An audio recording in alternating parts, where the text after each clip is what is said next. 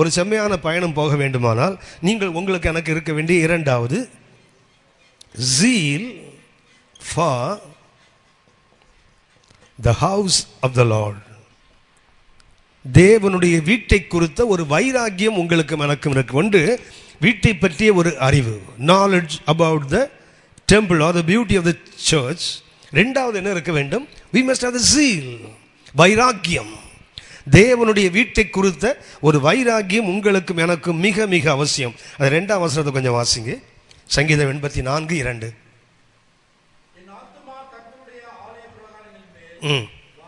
வாஞ்சையும் தவனமாக இருக்கிறது, என் இருதயமும் என் மாம்சமும். இந்த வாஞ்சைக்கு அவர் 3 வார்த்தை பயன்படுத்துகிறார். கர்த்தருடைய வீட்டை குறித்த வைராக்கியத்துக்கு அவர் பயன்படுத்துகின்ற 3 வார்த்தை. ஒன்று வாஞ்சை, இரண்டாவது தவனம், மூன்றாவது சத்தமிடுதல். கர்த்தருடைய வீட்டை குறித்து உங்களுக்கு எனக்கு வைராக்கியம் இருக்க வேண்டுமானால் 3 கருத்துக்களை சங்கீதம் அந்த 2ஆம் வசனத்தில் வாசிக்கிறோம். அவருடைய வீட்டை குறித்து என்ன இருக்குது? அந்த வாஞ்சை என்பதற்கு லாங்கத் என்ற ஒரு ஆங்கில வார்த்தை பயன்படுத்துகிறாங்க. லாங்கத். 2வது வார்த்தை பயன்படுத்துகிறார்கள் ஃபெயிண்டத். இந்த தவனம் இருக்குது, அதுக்கு என்ன பயன்படுத்துகிறாங்க?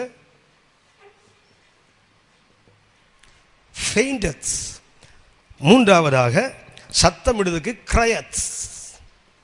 சத்தமிடுதலுக்கு 3 ஆங்கில வார்த்தை. கர்த்தருடைய வீட்டை குறித்த வைராக்கியத்துக்கு 3 வார்த்தைகளை. ஒன்று வாஞ்சை என்பது லாங்கத். லாங்கத் என்றால் தேடுகின்ற ஒரு அனுபவம். தவனம் என்றால் ஃபெயிண்டத் என்றால் யாரைக்குறை மயங்கி விழுற மாதிரி அனுபவம். கர்த்தருடைய வீட்டை குறித்து நினைப்பு வந்தால் நான் அப்படியே ஐயோ இந்த வீடு இப்படி இருக்குது அப்படி இருக்குது அப்படின்னு என்ன பண்ணோம்? மயங்கி விழுகின்ற ஃபெயிண்டத். ஃபெயிண்ட் உங்களுக்கு தெரியும், மயக்கம் போட்டு விழுறது. 3வது சத்தமிடுதல் என்றால் கிரயத். இதற்கு பயன்படுத்துகிற 3 எபிரேய வார்த்தையை நான் உங்களுக்கு சுட்டி காட்டுகிறேன். வாஞ்சை என்பதற்கு காசாப். இந்த வாஞ்சை ஆங்கிலத்தில் லாங்கத் என்ற வார்த்தை பயன்படுத்துகிறாங்க. ஆனால் எபிரேய மொழியில் அதுக்கு பயன்படுத்துகின்ற வார்த்தை காசாப். காசாப் என்றால் டு பிகம் பேல். பேல் என்றால் முகலாம் வளரி போகிறதுன்னு அர்த்தம். இந்த வாஞ்சையில் என்ன ஆகுதா? அந்த வாஞ்சை என்பதற்கு பயன்படுத்துகின்ற ஆங்கிலத்தில் லாங்கத், ஆனால் அதுக்கு பயன்படுத்துகின்ற எபிரேய வார்த்தை காசாஃப். இந்த காசாஃப் என்ற வார்த்தையின் அர்த்தம் என்ன? டு பிகம் பேல், PALE. பேல் என்றால் முகலாம் வெளரி போகிறது. முகமெல்லாம் வெளரி போயிடுது இல்லையா, முகம் வெள்ளை ஆயிடுதுன்னு சொல்கிறாங்களே, அதே போல் அனுபவம் தான் இந்த வாஞ்சை என்பது. இன்னும் சொல்ல போனால் மோஸ்ட் இன்டென்சிவ்லி, அது தீவிரமான ஒரு ஆர்வம். இந்த வாஞ்சை என்பது நம்ம சாதாரணமாக சொல்லுகிறோம் வாஞ்சை. ஆனால் அந்த வாஞ்சைக்கு அவர் அந்த ஜீலுக்கு அவர் பயன்படுத்துகின்ற 3 வார்த்தைகள். ஒன்று என்ன? My soul longeth. என் ஆன்மா என்ன செய்யுது?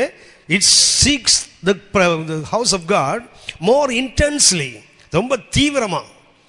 2வதாக சொல்கிற பதில் தவனம் என்பதற்கு பயன்படுத்துகின்ற வார்த்தை காலா. பயன்படுத்துகின்ற எபிரேய வார்த்தை காலா. இந்த காலா என்ற எபிரேய வார்த்தையின் பொருள் என்னவென்றால் டு பி கன்சியூம்டு.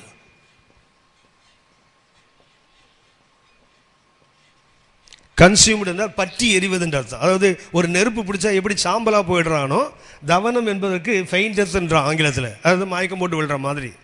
ஆனால் அதுக்கு பயன்படுத்துகின்ற எபிரேய வார்த்தையின் பொருள் என்ன? To be consumed. அதாவது எப்படி ஒரு நெருப்புகளை ஒரு பேப்பரை போட்டால் பஸ்குன்னு காணாமல் போயிடுதோ, தேவனுடைய வீட்டை குறித்த வைராக்கியம் என்ன பண்ணணும்னு சொன்னால் உங்களை என்னையும் பற்றி எரிக்க வேண்டும். சங்கீதம் 69:9 இயேசுவை குறித்து வாசிக்கிறோமே.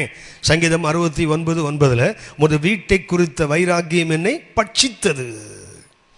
அந்த வார்த்தை தான் காலா என்றால். அந்த ஃபெயிண்டத் என்பதற்கு, தவனம் என்பதற்கு பயன்படுத்துகின்ற எபிரேய வார்த்தை காலா. காலா என்றால் அர்த்தம் என்ன? To be consumed. கர்த்தருடைய வீட்டை குறித்து வைராக்கியம் என்ன பண்ணுவோம்?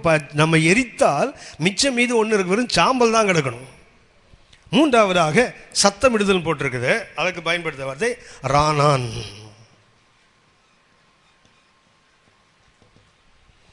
ரானான் இதுக்கு அர்த்தம் என்னன்னா, இந்த க்ரீச்னு ஒரு சத்தம் போட்டதா, கீன்னு, அதாவது சாதாரண சத்தம் அல்ல. இன்னும் சொல்ல போனால் டு க்ரீக், அதுக்கு சரியான அர்த்தம். இந்த சின்ன பிள்ளைங்க க்ரீச்னு ஒரு சத்தம் போடுறீங்களா, அப்படி போடுதான். கர்த்தருடைய ஆலயத்தை பற்றி எப்படி சத்தம் போடுறான்னா, சின்ன பசங்க சத்தம் போடுற மாதிரி கீச். அதுக்கு அர்த்தம் என்ன சொன்னால், சிங் ஃபார் ஜாய். இதுக்கு சரியான ரானான்னு என்ற வார்த்தையின் பொருள் என்ன? Singh for Joy. அதாவது சந்தோஷம் உச்சரிப்பு என்ன பண்ண க்ரீன்னு கத்துறது காரணம் தெரியுங்களா? சந்தோஷத்தை எப்படி எக்ஸ்பிரஸ் பண்ணுறது தெரியல. இதுக்கு சரியான அர்த்தம் சிங் ஃபார் ஜாய். சந்தோஷத்தின் மிகுதியினால ஓன்னு கத்துறான அந்த சத்தம். கர்த்தருடைய வீட்டை குறித்து உங்களுக்கு எனக்கு இந்த மாதிரி என்னைக்காவது வந்திருக்குதா? ஒன்று, கர்த்தருடைய வீட்டை குறித்து நமக்கு முகம்லாம் வெளிரி போய் கர்த்தருடைய வீட்டுக்கு வந்து அந்த ஆசம் அப்படி மிரண்டு நிற்கிறான்ல, அது மாதிரி. ரெண்டாவது, இது ஒரு அக்னியில் போட்டால் எப்படி எரிஞ்சு போயிடுவோமோ அதே போல் கர்த்தருடைய வீட்டை குறித்து அந்த வைராக்கியம் நம்ம எரிக்கிறதா? மூன்றாவது, கர்த்தருடைய வீட்டை நினைச்சாலே அவனு கத்தணும்னு தோணுதா? டு பி கன்சியூம்ட், அந்த zeal for the house of the Lord. கர்த்தருடைய வீட்டை குறித்த வைராக்கியம். இந்த வைராக்கியம் இருந்தால் என்ன செய்யும் என்று ஒரு சின்ன கருத்தை நான் சொல்லிவிட்டு கடந்து போயிடுறேன். உங்களுக்கு எனக்கும் கர்த்தருடைய வீட்டை குறித்த வைராக்கியம் இருந்தால் இயேசு என்ன செய்தாருங்கிறத நான் உங்களுக்கு சுட்டி காட்டுகிறேன். லூக்கா 2ஆம் அதிகாரம் 43ஆம் வசனம் வாசிங்க. பண்டிகை நாட்கள் முடிந்து வீட்டை குறித்து அவருக்கு வைராக்கியம் எத்தனை வயசில்?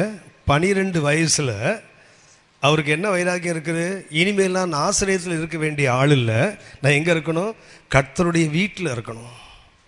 வீட்டை குறித்த வைராக்கியம் இயேசுவை பற்றி இருக்கிறது. சங்கீதம் 69 வாசித்தோம்.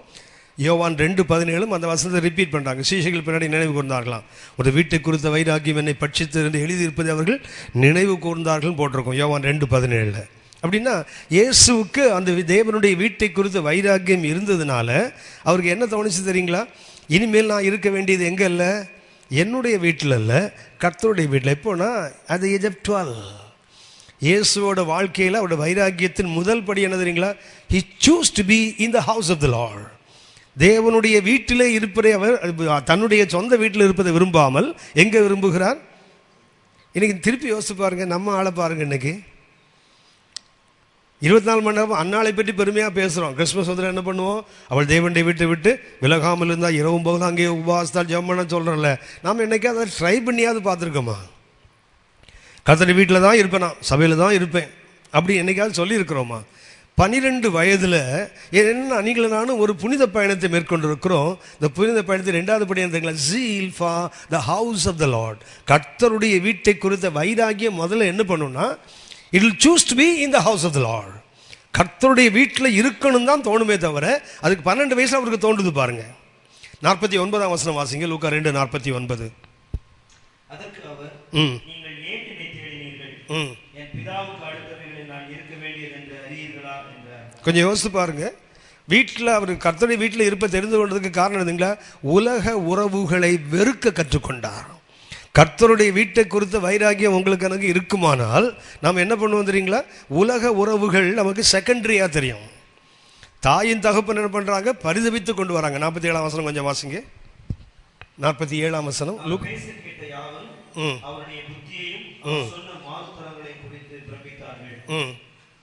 அடுத்த வசனம் வாசிங்க. தாய் தகப்பன் நம்ம பாணியில் வந்தீங்கன்னா 3 நாள் ஒரு குழந்தை காணாமல் போய் 3ஆவது நாள் உட்காந்து ஒரு இடத்துல பேசிகிட்டு இருந்தோன்னா நம்ம என்ன பண்ணுவோம் சொல்லுங்கள்? முதல்ல தேடின வேகம்லாம் போய் ஆத்திரமாக மாறி கையில் கிடைக்கிறது முதல்ல தூக்கவும் மாட்டோமா? 100 ஆடு இருந்தது, ஒரு ஆடு காணாமல் போச்சுது. 99 ஆடை வனாந்திரத்தை விட்டு ஒன்றை தேடி திரிந்தான் அல்லவா? தேடி கண்டுபிடிச்சோன்னு என்ன பண்ணுவான்? நம்ம ஆளுன்னா என்ன பண்ணுவான்? ஒரு குச்சியை முறிப்பான். முதல்ல போவியான்னு முட்டிகளை போடுவோமா மாட்டோமா? இன்னும் உங்களுக்கு புரிகிற மாதிரி சொல்கிறேன். பாஸ்டர் மீட்டிங் போயிருக்கிறாரு, எப்படி ராத்திரி 9 மணிக்கு வந்துடுவார்னு தெரியும். எல்லா வீட்லேயுமே எல்லா பாஸ்டர்மாவுக்கு மாத்திரம் எல்லா பெண்களுக்கும் வீட்டில் ஒரு இடம் வச்சுருப்பாங்க. அங்கேருந்து பார்த்தா அது வர்றது தெரியும். அவங்களுக்கு ஒரு இடம் வச்சுருப்பாங்க, எல்லாருக்கும் ஒரு இடம், ஒரு சீக்ரெட் பிளேஸ் வச்சுருக்காங்க. அங்கேருந்து பார்த்தா அது வர்றது தெரியும். 9 மணிக்கு வருவார், 9 மணிக்கு வரல. என்ன ஆகும்? இவங்களுக்கு தேடுவாங்க, கஷ்டமாக இருக்கும். அப்புறம் என்ன பண்ணுவாங்க, எழுத்த வீட்டில் ஒருத்தர் இப்படி தான் போனார், வரல, ஹார்ட் அட்டாக் வந்து வெளியில் போயிட்டார், இவர் அப்படியே தான் போயிட்டார். நான் எப்போதுமே சொல்லுவேன், நம்ம பெண்கள் குறிப்பாக பாஸ்டர்மாக்கள் நிறைய சவப்பெட்டி வச்சுருக்காங்க வீட்டில். கொஞ்சம் ஆள் லேட் ஆனோன்னு ஒரு பெட்டி தூக்கி வச்சுருவாங்க. எப்படியும் பெட்டை பாடியாக தான் வருவார், தூக்கி உள்ளே வச்சு என்ன பண்ணுவோம், நீங்காதரு நேசக்கத்தரு பாடிட்டு போயிடலாங்கிற முடிவுக்கு நிறைய பேர் இருக்காங்க. நிறைய சவப்பெட்டிகள் வீட்டில் ஸ்பேராக வச்சுருக்காங்க. குழந்தை ஸ்கூலுக்கு போய் கொஞ்சம் லேட் ஆகிட்டு வச்சிங்களா, ஒன்று ஒரு பெட்டி தூக்கி வச்சுருவாங்க. என் பிள்ளை எப்படியும் பார்த்துக்கிட்டே இருக்கிறாங்களே, ஆதங்கம் இருக்கும், ஆத்திரம் இருக்கும், எதிர்பார்ப்பு இருக்கும். 10, 11, 12 இப்போ அது அங்கேருந்து ஆடி அசைஞ்சு நடந்து வருதுன்னு வச்சிங்களேன். இங்கே பார்த்துட்டு இருந்தவங்களுக்கு இது வரைக்கும் என்ன பதைச்சிட்டு இருந்தவங்க இப்போ என்ன வந்தீங்களா, அதெல்லாம் கோபமாக மாறும். வீட்டில் ஒருத்தி படாத பாடுபடுறா, அது வர்ற தெனாட்டை பாரு, எப்படி நடந்து வருது பாரு. அது நேரம் ஒழுங்காக வராது, சும்மா ஜாலியாக அப்படி இப்படி பண்ணிட்டு வராரு இல்லையா, அது பயங்கர கடுப்பு. வீட்டு வாசலில் வந்து ஏறினார் இல்லையா, வள்ளுன்னு மேலே வந்து பிடுங்குது இல்லை. இதுதான் ஒன்று காணாமல் போய் திருப்பி கிடைக்கும் போது நமக்கு இருக்கிற உணர்வுகள். இப்போ இயேசுவை 3 நாள் தேடுறாங்கல்ல, தேடின போது அந்த தாய் தகப்பனோடு எப்படி பறிச்சிருக்கோம். பயணக்காரன் கூட்டத்தை தேடுறாங்க, மாறாக என்ன பண்ணுறாங்க, உறவினர்கிட்ட தேடுறாங்க, எங்கேயும் அவர் இல்லை. அப்படின்னு அவங்க என்ன நினைக்கிறாங்க, 12 வயசு பிள்ளைக்கு என்ன மெச்சூரிட்டி இருக்கும், பயணக்காரன் கூட்டத்தில் இருப்பான், டான்ஸு ஆட்டம் பாட்டம், இல்லை என்றால் பிரயாணம் பண்ணுறவங்க கூட்டத்தில் இருப்பான், இல்லை உறவினர்கள் கூட்டத்தில் இருப்பான். இங்கே தானே இருக்கணும். 3 நாள் தேடியும் அவர்கள் கிடைக்காத போது என்ன பண்ணுறாங்க, பதபரித்து வந்து பார்த்தா கோபம் தானே வரணும். அவர்கள் ஆச்சரியப்பட்டார்களாம். ஏன்னா அவர் இருந்த சூழல், அவர் நடந்து கொண்ட விதம். அவர் ஒருவேளை கோமாளி கூத்து அடிக்கிற இடத்துல ஏசுநாதர் நின்று இருந்தார்னா பலார்னு ஒன்று விட்டுருப்பா மரியாள். இவர் எங்கே உட்கார்ந்துருக்கிறார், வேத பண்டிதர்கள் நடுவே உட்கார்ந்து அவர் கேட்கவும் வினவவும் தொடங்கினார். எல்லாரும் ஆச்சரியப்பட்டாங்கன்னு போட்டிருக்குது. யாருக்கும், அது பெற்றோருக்கும் ஆச்சரியம் வருது பாருங்களேன். பார்த்தாலும் பெற்ற வயிறு இல்லையா, அந்த மாதிரி என்ன பண்ணுறாங்க, மகனை ஏன் எங்களுக்கு இப்படி செய்தாய், நானும் உன்னுடைய தகப்பனும் உண்மை தேடினோமே. இந்த ஆதங்கத்தில் 3 நாள் அந்த தேடுதலின் வெளிப்பாடாக சொல்லும்போது ஏசு ரொம்ப கூலாக பதில் சொல்ல, என்ன ஏன் தேடினீங்க. அடுத்து சொல்லுகிறார், நான் என் பிதாவுக்கு அடுத்தவைகள். அப்படின்னா உறவுகள் வேண்டாம் என்பது அல்ல, வேதம் ஒருபோது உறவு வேண்டாம்னு சொல்லலை. ஆனால் முக்கியத்துவம் யாருக்குன்னா உன்னதரின் உறவுக்கு. மனைவி வேண்டும் தான், பாசமாக வேண்டும் தான், பிள்ளைகள் வேண்டும் தான், சபையில் தூணாக நின்று ஊழியம் செய்கிற சகோதரர்கள் வேண்டும் தான். ஆனால் அந்த உறவுகளை காட்டிலும் மேல் உறவு என்ன தெரியுங்களா, உங்களுக்கு தெரிந்த ஒன்று, நிறைய ஊழியங்கள் வந்து உருக்குலைந்து போவதற்கு காரணமே உறவுகள் தான். அவர்கிட்ட டேட் வாங்கணுமா, அவர் மச்சான் இருக்கிறார், அவரை பிடிங்க, உங்களுக்கு டேட் கிடச்சிரும். இவர்கிட்ட ஒரு டொனேஷன் வாங்கணுமா, இவங்களை பிடிங்க, அவங்க சொன்னால் நடக்கும். நம்ம எல்லாருக்குமே தெரியுமே, நம்ம ஒரு ட்ரஸ்ட்டு ஃபார்ம் பண்ணால் ட்ரெஷரர் கண்டிப்பாக பாஸ்டம்மா தானே, பிரைஸ் லார்ட். செக்ரட்டரி மச்சான் தானே, அம்மாவா, நீங்கள் ஆமாம் சொல்ல மாட்டீங்க, நீங்கள் அப்படி செய்ய மாட்டீங்க, மற்றவங்க செய்கிறாங்கல்ல அப்படி. ஏன்னா நம்ம ஒரு பாதுகாப்பு வளையத்துக்குள்ளேயே இருக்க விரும்புகிறோம். கண்டதை கொண்டு உள்ளே விட்டுட்டு அப்புறம் நாளைக்கு ஏன் வம்பு, அது ஏரோப்ளேனில் போகிறத வேணா ஏணி வச்சு இறக்கலாம், நம்ம அதை மாதிரி இவனை கொண்டு உள்ளே போட்டு அவன் அப்படி தானே யோசிக்கிறோம். அப்படின்னு நமக்கு எந்த உறவுகள், நான் எப்போதுமே சொல்லுவேன், என்னுடைய அண்ணன் இந்த பக்கத்தில் என்னுடைய சபையில் உள்ள ஒரு சகோதரன், நான் இவர் என்ன பண்ணுறேன் அண்ணன்றேன், அவரை தம்பின்றேன். நானும் என் அண்ணனும் போகும்போது யாராவது கேட்பாங்க, இவர் யாருன்னு கேட்டால் என்னோட பிரதர், ஓன் பிரதரா அடுத்து கேட்பாங்க. ஏன்னா மூஞ்சி திருட்டு மூஞ்சி ஒன்றா இருக்குல்ல ரெண்டும், ஓன் பிரதர் பார் ஒன்றை வந்து என்ன பண்ணுவோம், ஆமாம் ஓன் பிரதர். இவரை கேட்டால் என்ன சொல்லுவோம், எங்கள் சர்ச்சில் உள்ள பிரதர், அப்படி தானே. ஏன் இந்த உறவு நமக்கு அதிகமாக இருக்குது தெரியுங்களா, அது ரத்த சம்பந்தம். இதுவும் ரத்த சம்பந்தம் தானே, அது கள்ள ரத்தம், இது பரிசுத்த ரத்தம் இல்லை. இந்த கள்ள சொந்தத்துக்கு இவ்வளோ உரிமை போராட்டுறோம், எங்கள் அண்ணன், எங்கள் அக்கா, என் தங்க, யூ என் மச்சான் அப்படின்றாங்கள நிறைய. ஏன் ரத்தம், அது கெட்ட ரத்தம், இது நல்ல ரத்தமாச்சே, இதுதானே அதிக முக்கியத்துவம் கொடுக்கணும். நம்ம அதில் கொடுக்க முடியலையே. புனித பயணத்தை மேற்கொண்டுகிற நீங்கள் நானும் செவ்வையான வழியில் நடக்கிறோம் என்றால், ரெண்டாவது என்ன இருக்குதுங்களா, zeal for the house of the Lord, கர்த்தருடைய வீட்டை குறித்த ஒரு வைராகியம் என்ன பண்ணும் தெரியுங்களா, உறவுகள் வேண்டாம் என்பதில்லை, உறவுகளை கொஞ்சம் ஒதுக்கி வைக்கும். நல்லா கவனித்துக் கொள்ளுங்க. ஊழியத்தில் இருக்கிற நீங்களும் நானும் ஊழியத்தில் இருக்கும்போது ஒரு திருமணம் இல்லை ஒரு மரணம் இல்லை ஏதோ ஒரு நிகழ்ச்சிக்கு சொந்தத்துங்களுக்குள்ளே போகிறோம் இல்லையா, போகிறோம் தானே. போகும்போது ஜெபிக்கிறீங்களான்னு பாருங்கள், உபவாசம் பண்ணுறீங்களான்னு பாருங்கள், பைபிள் படிக்கிறீங்கன்னு பாருங்கள், எல்லாம் 0வில் வந்துடும். ஒரு 4 நாள் அவங்க கூட சுற்றுனீங்கன்னு என்ன எடுத்துறீங்களா, உங்கள்கிட்ட இருக்க ஆவியே போய் ரட்சிக்கப்பட்டோமோன்னு ஒரு சந்தேகத்துக்கு வந்துடுவோம்.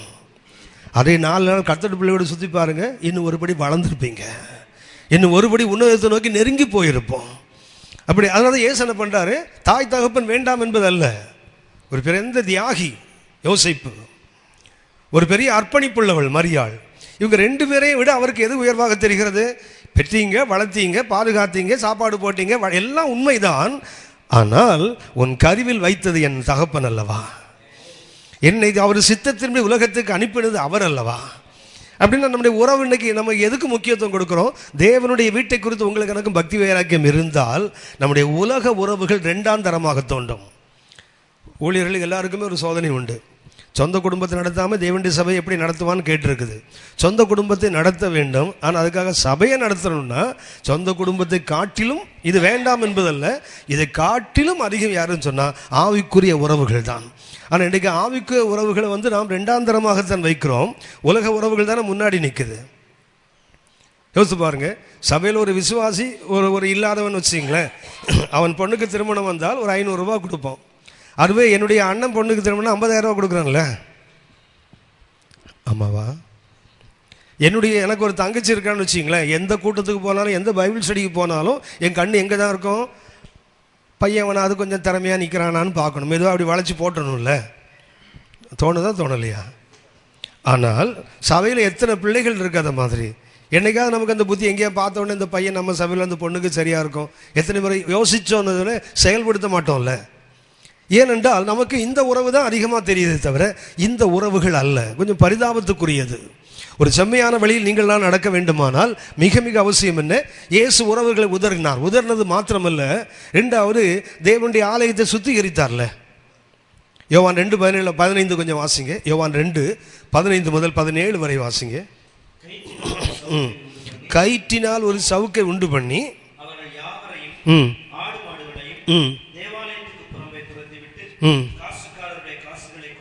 கொட்டி கவிழ்த்து போட்டு எடுத்து கொண்டு போங்கள்.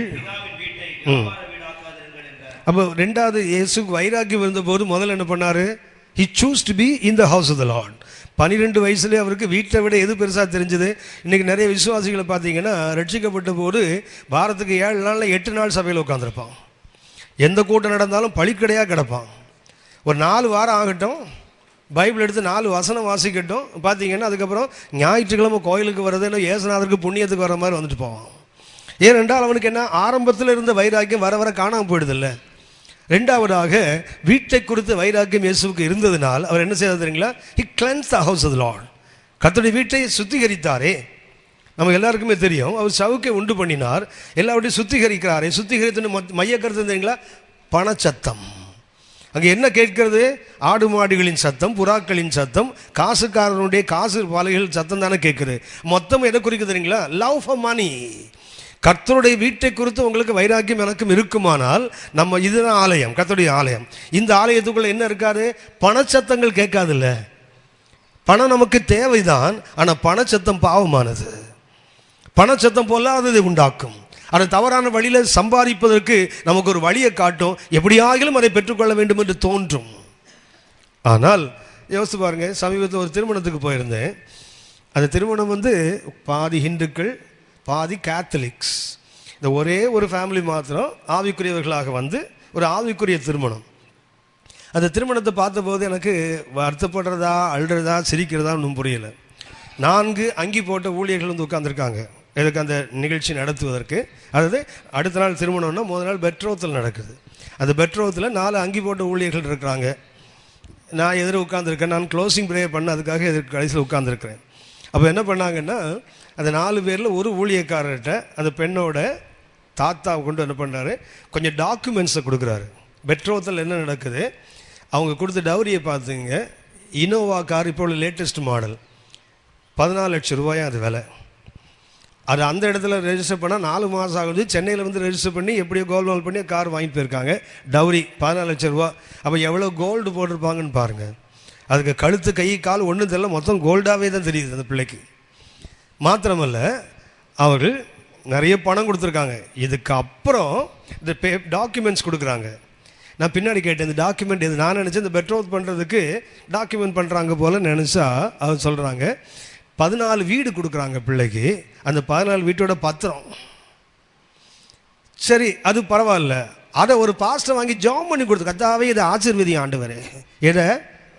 டவுரியை ஆசீர்வதிக்கணும்னா நம்ம எவ்வளோ கேவலமாக போயிட்டுருக்கோம் பாருங்கள். 14 வீடு டவுரி கொடுக்குறாங்க. அதை யார் ஜெபிச்சு கொடுக்குறாங்க? பாஸ்டர்கிட்ட கொடுத்தா பாஸ்டர் கர்த்தாவே இது ஆசீர்வாத ஆண்டவரே இந்த குடும்பத்துக்கு அது ஆசீர்வாதமாக மாறுமா? அது என்னென்னா நான் அதை பார்த்துட்டே இருக்கிறேன்.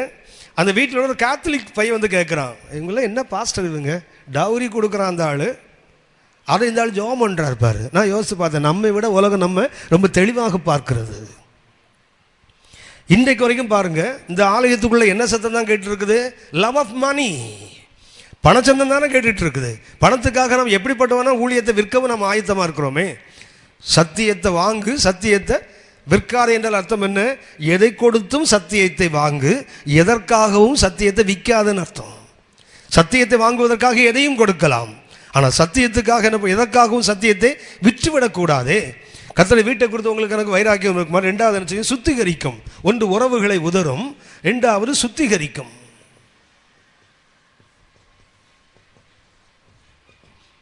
மூன்றாவது ஆலயத்தை குறித்து உங்களுக்கு எனக்கு வைராக்கியம் இருக்குமானால் நம்ம இதுக்குள்ளே பைத்தியக்காரன்னு பேர் வாங்கியிருப்போம். லூஸுன்னு உங்களை யாரும் இது வரைக்கும் கூப்பிடலன்னு வச்சிங்களேன், உண்மையிலே நம்ம இன்னும் தேவனுடைய வீட்டை குறித்து வைராக்கியம் நமக்கு வரலன்னு அர்த்தம். நம்ம தான் சொல்கிறோமே, கர்த்தர் ஞானம் கொடுத்துருக்காரு பிரதர், ஞானமாக பேசணும் பிரதர். இப்போல்லாம் என்ன சொல்கிறாங்கன்னா, புறவினத்து மக்களுக்கு சுவிசேஷத்தை சொல்லும்போது என்ன பண்ணக்கூடாதான்? தேவன் கர்த்தர் என்ற வார்த்தை பயன்படுத்தாதீங்க, கடவுள்னு வார்த்தையை பயன்படுத்துங்க. என்ன வார்த்தை பயன்படுத்தக்கூடாது? கர்த்தர்னு பயன்படுத்தக்கூடாது, தேவன் இயேசு இந்த பேர் பயன்படுத்தக்கூடாது, இறைவன் கடவுள் அப்படி தான் பயன்படுத்தணுமா? ஏன்னா அது அவனுக்கு இடைஞ்சலாம். அட என்ன சொல்கிறதுன்னு புரியல அவங்கள. பைபிளில் ஒரே ஒரு பேர் தான் கொடுத்து, வானத்துக்கு கீழே பூமியிலே மனுஷருக்குள்ளே இயேசு என்ற நாமத்தை தவிர வேறு நாமம் ரட்சிக்காதது. இவங்க எதை பிளாக் அவுட் பண்ணுறாங்க?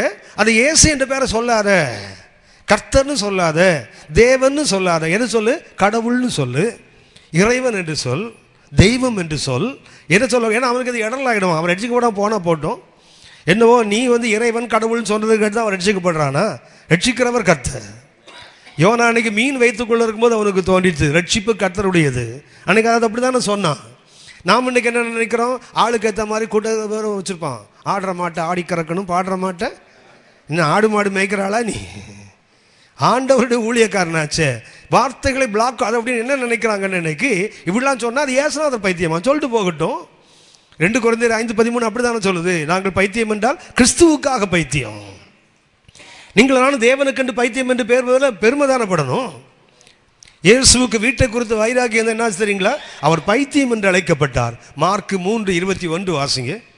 மார்க் 3ஆம் அதிகாரம் 21ஆம் வசனம்.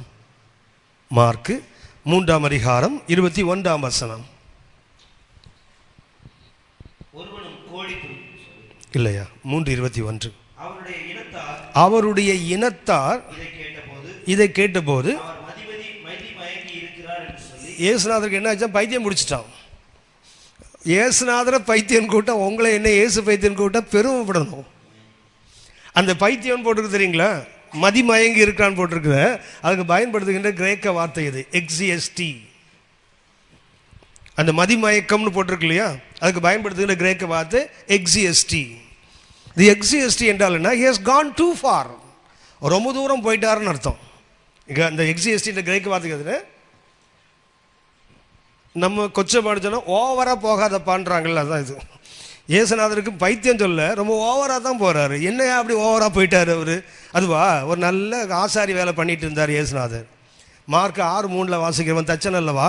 அப்படின்னா இயேசுநாதர் என்ன பண்ணிட்டு இருந்தார்? வரைக்கும் ஒழுங்காக கட்டில் சேரு மேசை கலப்பை பாட்டெலாம் பாடுறாங்களே, தங்க உழவர்கள் உழுதிட கலப்பை செய்து கொடுத்தாருன்னு பாடுறாங்களே.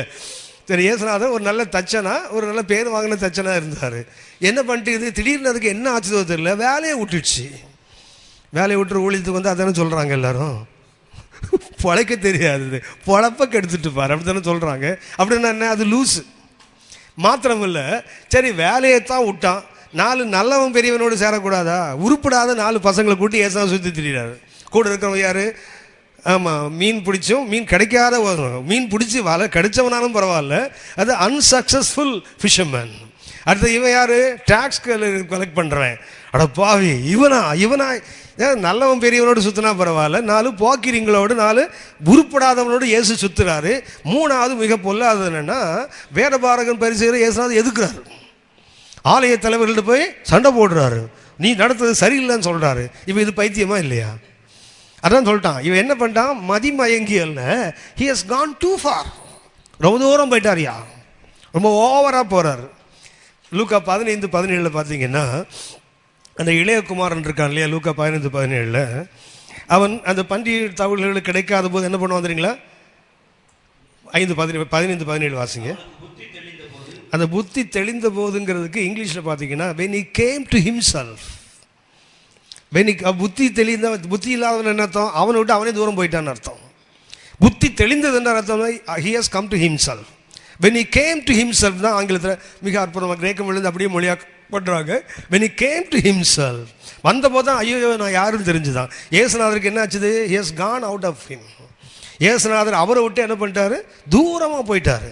நீங்களும் நானும் இன்றைக்கு ரொம்ப ஓவராக போகாதப்பா, பைபிள்னு ஒரே ஓவராக போயிடாத, கோயில்னு ஓடிடாத, ஏசான்னு பைத்த அப்படி சொன்னால் நீங்களும் நானும் கர்த்தருடைய வீட்டுக்கு குறித்து வைராகியத்துக்குள்ளே கொஞ்சம் எட்டி பார்த்துருக்குறோன்னு அர்த்தம். 2வதாக இந்த எக்ஸிஎஸ்டி சொன்னேன்னு, இதுக்கு அடுத்தது ஒன்று இருக்குது. அதாவது இயேசு பைத்தியம் பிடித்தவர் 1. 2வது ஒரு வசனத்தை வாசிங்க. யோவான் 10:20. யோவான் 10:20.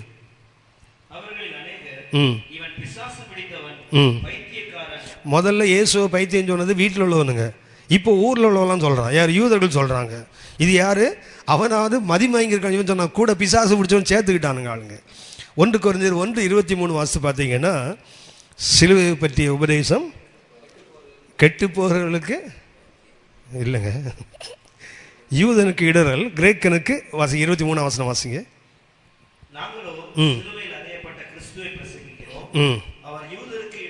யூதனுக்கு இடரல், 3வது இயேசுநாதர் எந்த வட்டத்தில் பைத்தியம் தெரியுங்களா? உலகத்துக்கே அது பைத்தியம். இயேசுநாதர் 3 இடத்துல பைத்தியம். 1 வீட்டுக்குள்ளே பைத்தியம், அடுத்தது அவருடைய இனத்தார் யூதர்கள் சொல்கிறாங்க இது பைத்தியம், 3வது கிரேக்கன் என்றால் முழு உலகத்தையும் சுட்டி காட்டுகிற வார்த்தை. உலகமும் இயேசுவை என்ன சொல்லிட்டு, ஆனால் நீங்களும் நானும் புத்திசாலிகள் என்று பேர் வாங்க கற்றுக்கொண்டிருக்கிறோம். அப்படி சொல்லுவான். புத்திசாலி பையன், அவர் சபையை நடத்தி பாரு, இவ்வளோ பெரிய வீட்டை கட்டான் பாரு, புத்திசாலி பையன். நம்ம ஊர் இருக்குது அளவுகளே வித்தியாசம். நான் சென்னைக்கு அசோக் லைனில் வேலைக்கு வந்து ரொம்ப நாள் ஆச்சு வீடு கட்டுறதுக்கு. ஆனால் என்னுடைய வயதில் உள்ள என்னுடைய உறவினர் ஒருத்தர் சென்னையில் ஹவுசிங் போர்டில் சேர்ந்தார். அவர் கொஞ்சம் குறுக்கு வழியிலாம் போனார். 3 வருஷத்தில் அண்ணா நகரில் பெரிய வீடை கட்டார். எங்கள் அப்பா சொன்ன வார்த்தை, பொழைக்க தெரிஞ்ச பையன், புத்திசாலிடா நீனு இருக்கிற தத்தி. நமக்கு அதாவது லஞ்சம் வாங்கி வீடை கட்டுறவன் யார்? அது மாதிரி ஊழியத்தை இடக்கு பண்ணி மேலே வரான் பார்த்தீங்களா, அவன்லாம் புத்திசாலி நிறைய பேர் சொல்லிட்டு இருக்கிறாங்க. உலகம் உங்களை என்னையும் புத்திசாலின்னு சொன்னிச்சுன்னா எங்கேயோ தப்பு பண்ணிகிட்டு இருக்கிறோன்னு அர்த்தம். உலகங்களை என்ன சொல்லணும், இது பைத்தியம்னு என்னைக்கு சொல்லுதோ அன்றைக்கி தான் நீங்களான ஒழுங்காக கர்த்தருடைய ஊழியத்தில் இருக்கிறோம். இல்லை என்றால் 3 வட்டங்களில் இயேசு பைத்தியம் என்று அழைக்கப்பட்டார். நீங்களும் நானும் வீட்டை குறித்து பைத்தியம் வயதாந்தால் 1 உறவுகளை உதறுவோம், 2வது நம்மை நாமே சுத்திகரி. பணம் தேவை. நல்ல உண்மையாக ஊழியம் செய்யணுனாலே நிறைய பணம் வேணும். யாரையும் எதிர்பார்க்காம என்ன செய்யலாம், கர்த்தருக்கென்று தாராளமாக மன நிறைவோடு ஊழியம் செய்யலாம். அடுத்தவங்கள்ட்ட எதிர்பார்த்தா தான் அவங்களுக்கு சிலது காம்ப்ரமைஸ் விட்டு கொடுக்க வேண்டிய சூழ்நிலை வரும். ஆனால் பண ஆசை எப்போதுமே பாவம். உங்களுக்கு தெரிந்த ஒன்று தானே. வெளிநாட்டிலேருந்து ஒரு ஊழிய நிறுவனம் சென்னையில் ஒரு செமினார் நடத்தணும், இல்லை ஒரு கூட்டம் நடத்தான்னு வச்சிங்களேன், ஒரு 2 கோடி ரூபா கொடுத்தா முதல்ல நமக்கு எத்தனை சுருட்டலாம் தானே கேடிகள் யோசிக்கிறாங்க. கோடிகளை கொடுத்தால் கேடிகளாகவே மாறுறான் நம்ம ஆள். முதல்ல வாங்குறதுன்னா அவருக்கு ஒரு இந்தியாவில் கிடைக்கிறது பெரிய கார் இது, அதைத்தான் முதல்ல கேட்டு ஊழியத்துக்கு போகிறது தானே. அப்புறம் என்ன, வயலுக்கு பாய்கிற தண்ணீர் கொஞ்சம் புல்லுக்கு பாயாதா? நமக்கு இல்லை, மொத்தமும் புல்லுக்கு தான் பாயும், வயலுக்கே போகாது, மொத்தத்தை இவனே சாப்பிட்ருவான். ஒரு ஊழியர் நடத்தினா எவ்வளவு பணம் நமக்கு நிற்குதுன்னு பார்த்து தான் இன்றைக்கி ஆரம்பிக்கிறான். அதை தான் சொன்னேன், அது சுத்திகரிக்கப்பட வேண்டும். 3வது இந்த 3 வட்டங்களில் நீங்களானும் பைத்தியம் என்று பெயர் எடுத்திருக்கணும். உறவுகள் சொல்லணும் இது லூஸு, நம்முடைய இனத்தார் சொல்லணும் பைத்தியம் முடிச்சிச்சு அவனுக்கு. உலகம் சொல்ல வேண்டும் இது உண்மையிலேயே கிறுக்கு தான். இயேசு 3 இடங்களில் சொல்லப்பட்டாரு, அது அவருடைய வீட்டிற்கு கொடுத்த வைராக்கியம். 4வது ஒன்றை சொல்லுகிறேன், ஒரு காரியத்தை தொடங்குகிறோம், நாம் முடிப்பதில்லை. அநேக நேரத்தில் ஒரு காரியத்தை திட்டமிடுகிறோம், கொஞ்சம் தூரம் போன பிறகு தான் தெரியும் இது நமக்கு சாத்தியம் இல்லை. ஆரம்பத்தில் உற்சாகத்தில் என்ன பண்ணுவோம் தெரியுங்களா, எதையாவது ஒன்று அப்படி வானத்தை வில்லா வளைச்சிடும் சொல்லிட்டு இருப்போம். ஜாஷுவா மாதிரி என்ன பண்ணுவோம், 51 பிரிட்ஜில் சூரியனை நிறுத்தி விடுவேனாக்கும், பாடி பிரிட்ஜில் சந்திரனை நிறுத்தி விடுன்னா வாயெல்லாம் நல்லா அடிப்பாள். ஆனால் வாழ்க்கைன்னு வரும்போது, நடைமுறைன்னு வரும்போது நம்மளால் முடியாதுல்ல, வெற்றிகரமாக பின்வாங்கிடுவோம்ல. ஆனால் வீட்டை குறித்து வைராக்கியம் இருந்தால் நோ டேர்னிங் பேக். லூக்கா 12ஆம் அதிகாரம் 50ஆம் வசனம் வாசிங்க.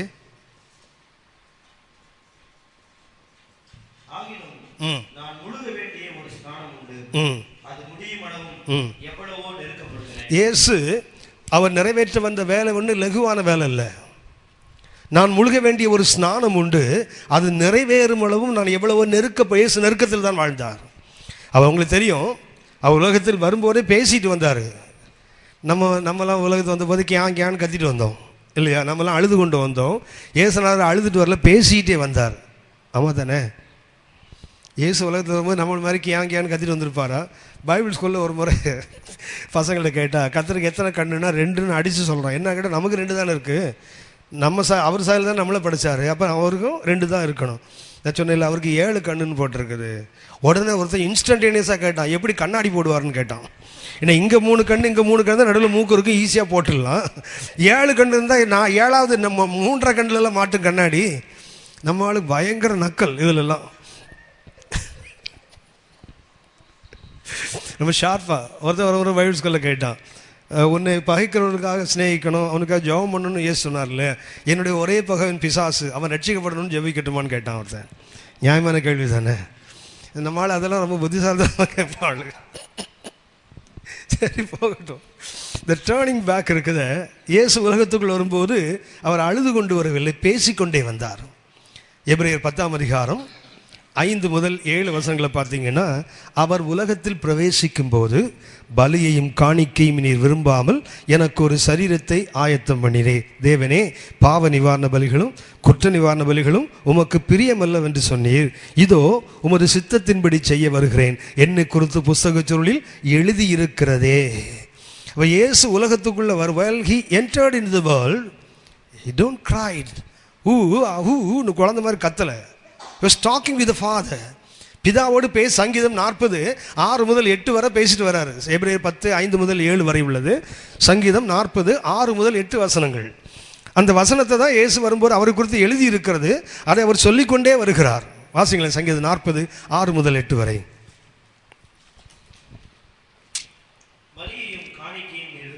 விரும்பாமல் செவிகளை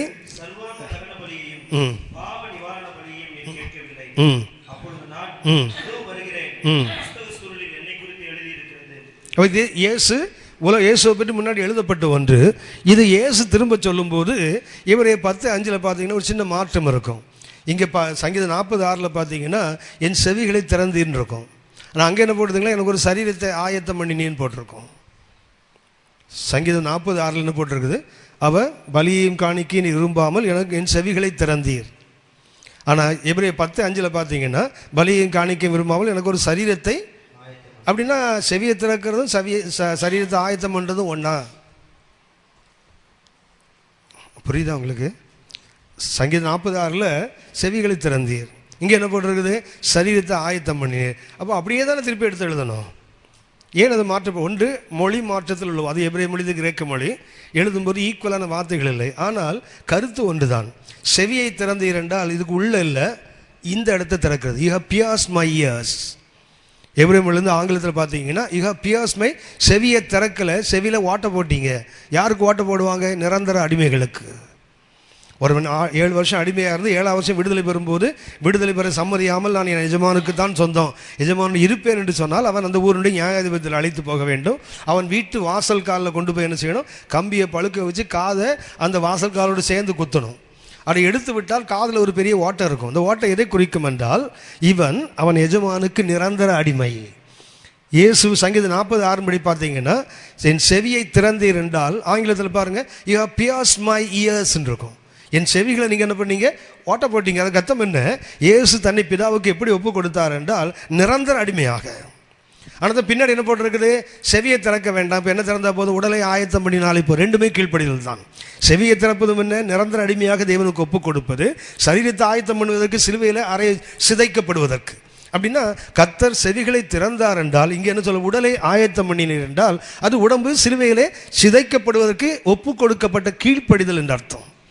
சரி, போகட்டும். இயேசு உலகத்தில் வரும்போது என்ன பண்ணார்? பேசிகிட்டே வராரு. அப்போ சிலுவை அவருக்கு எப்போ தொடங்கிச்சு? எப்போ நித்தியத்தை விட்டு அவர் புறப்பட்டாரோ அப்போதே என்ன ஆரம்பிச்சு? He was bearing the cross. எப்போ அது முடியுது? சிலுவையில் தான் முடிகிறது. இயேசு அதை தான் சொல்லுகிறார், ஆகிலும் நான் முழுக வேண்டிய ஒரு ஸ்நானம் உண்டு, அது நிறைவேறும் அளவும் எவ்வளவோ. அப்படின்னா தேவனுடைய வீட்டை குறித்து பக்தி வைராக்கியம் என்றால் நாலாவது என்ன பண்ண தெரியுங்களா?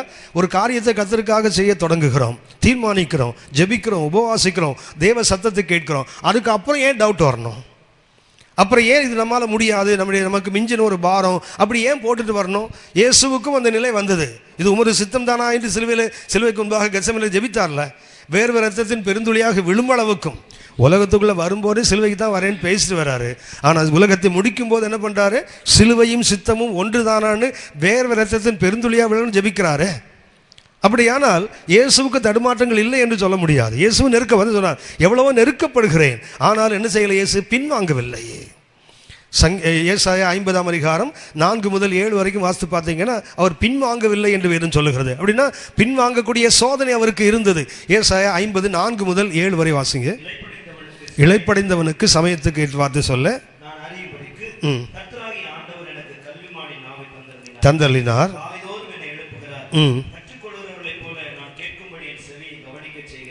செவியை கவனிக்க செய்கிறார். ஓப்பன் மை இயர்ஸ், காதுகள் என்ன செய்தார்? மறுபடியும் திறந்தார். என் செவியை திறந்தார். என்ன செவியை திறத்தல்? ஒபீடியன்ஸை குறிக்கிற வார்த்தை. செவியை திறத்தல் என்றால் கத்தம் என்ன? ஒரு நிரந்தர அடிமையை போல, நம்ம பாண்டு ஒரு கொத்தடிமையை போல ஒப்பு கொடுப்பது. அவர் சொல்லுகிறார், நான் என்ன செய்யலை? எதிர்க்கவில்லை. ஏன்? அவர் வரும்போதே தெரியும், காலை ஓட்ட போட்ட என்ன அர்த்தம்? நிரந்தரமாக தேவனுக்கு இவர் அடிமை என்று அர்த்தம். பவுல் சொல்லலையா, கிறிஸ்துவின் அச்சடையாளங்கள் சரீரத்தில் தரித்திருக்காங்க. கிரேக்க மொழியில் பார்த்தீங்கன்னா ஸ்டிக்மா என்ற வார்த்தை. ஸ்டிக்மா என்பது சூடு போடுற மாதிரி, காதில் ஓட்ட போடுற மாதிரி ஒரு அனுபவத்தை குறிப்பது. அப்போ பரிசுத்த பவுல் சொல்லுகிறார், நானும் இப்படி தான் ஒப்பு கொடுத்துருக்கிறேன், ஒரு நிரந்தர அடிமையாக. அதே போல தான் இயேசு ஒப்பு கொடுத்தார். வீட்டை குறித்த ஒரு வைராக்கியம் உங்களுக்கு எனக்கு இருக்குமானால் ஒரு காரியத்தை தேவனுக்காக தொடங்கிட்டு என்ன செய்ய மாட்டோம்? அவளுக்கு தெரிந்தது, கலைப்பையிலே கை வைத்து விட்டு பின்னிட்டு பார்க்கிறவன் பலகாரத்துக்கு தகுதி உள்ளவன் அல்லவே.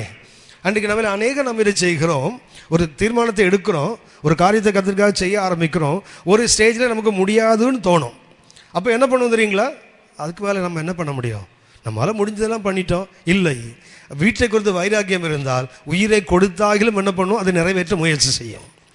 அதுதான் வீட்டை குறித்த வைராக்கியம். சரி, நான் 3வது தாட் போகிறேன். முதலாவது தாட் என்ன? Knowledge about the house of God. தேவனுடைய வீட்டை குறித்த ஒரு அறிவு, அது ஒன்று தான் அழகு. 2வது என்ன? வீட்டை குறித்த வைராக்கியம். அதாவது சங்கீதம் 84:2 வாசித்த தேவனே இந்த வீடு எவ்வளோ அழகாக இருக்குது.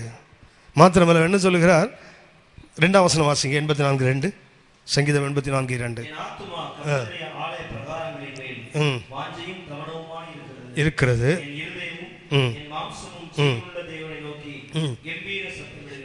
போதையா? அப்படியானா 2வது தாட் என்ன? புனித பயணம் மேற்கொள்ளவனுக்கு 2வது அனுபவம் என்னவென்றால் வீட்டை குறித்த பக்தி வைராக்கியம். 3ஆவதாக 3ஆம் வசனம் வாசிங்க. சங்கீதம் 84:3.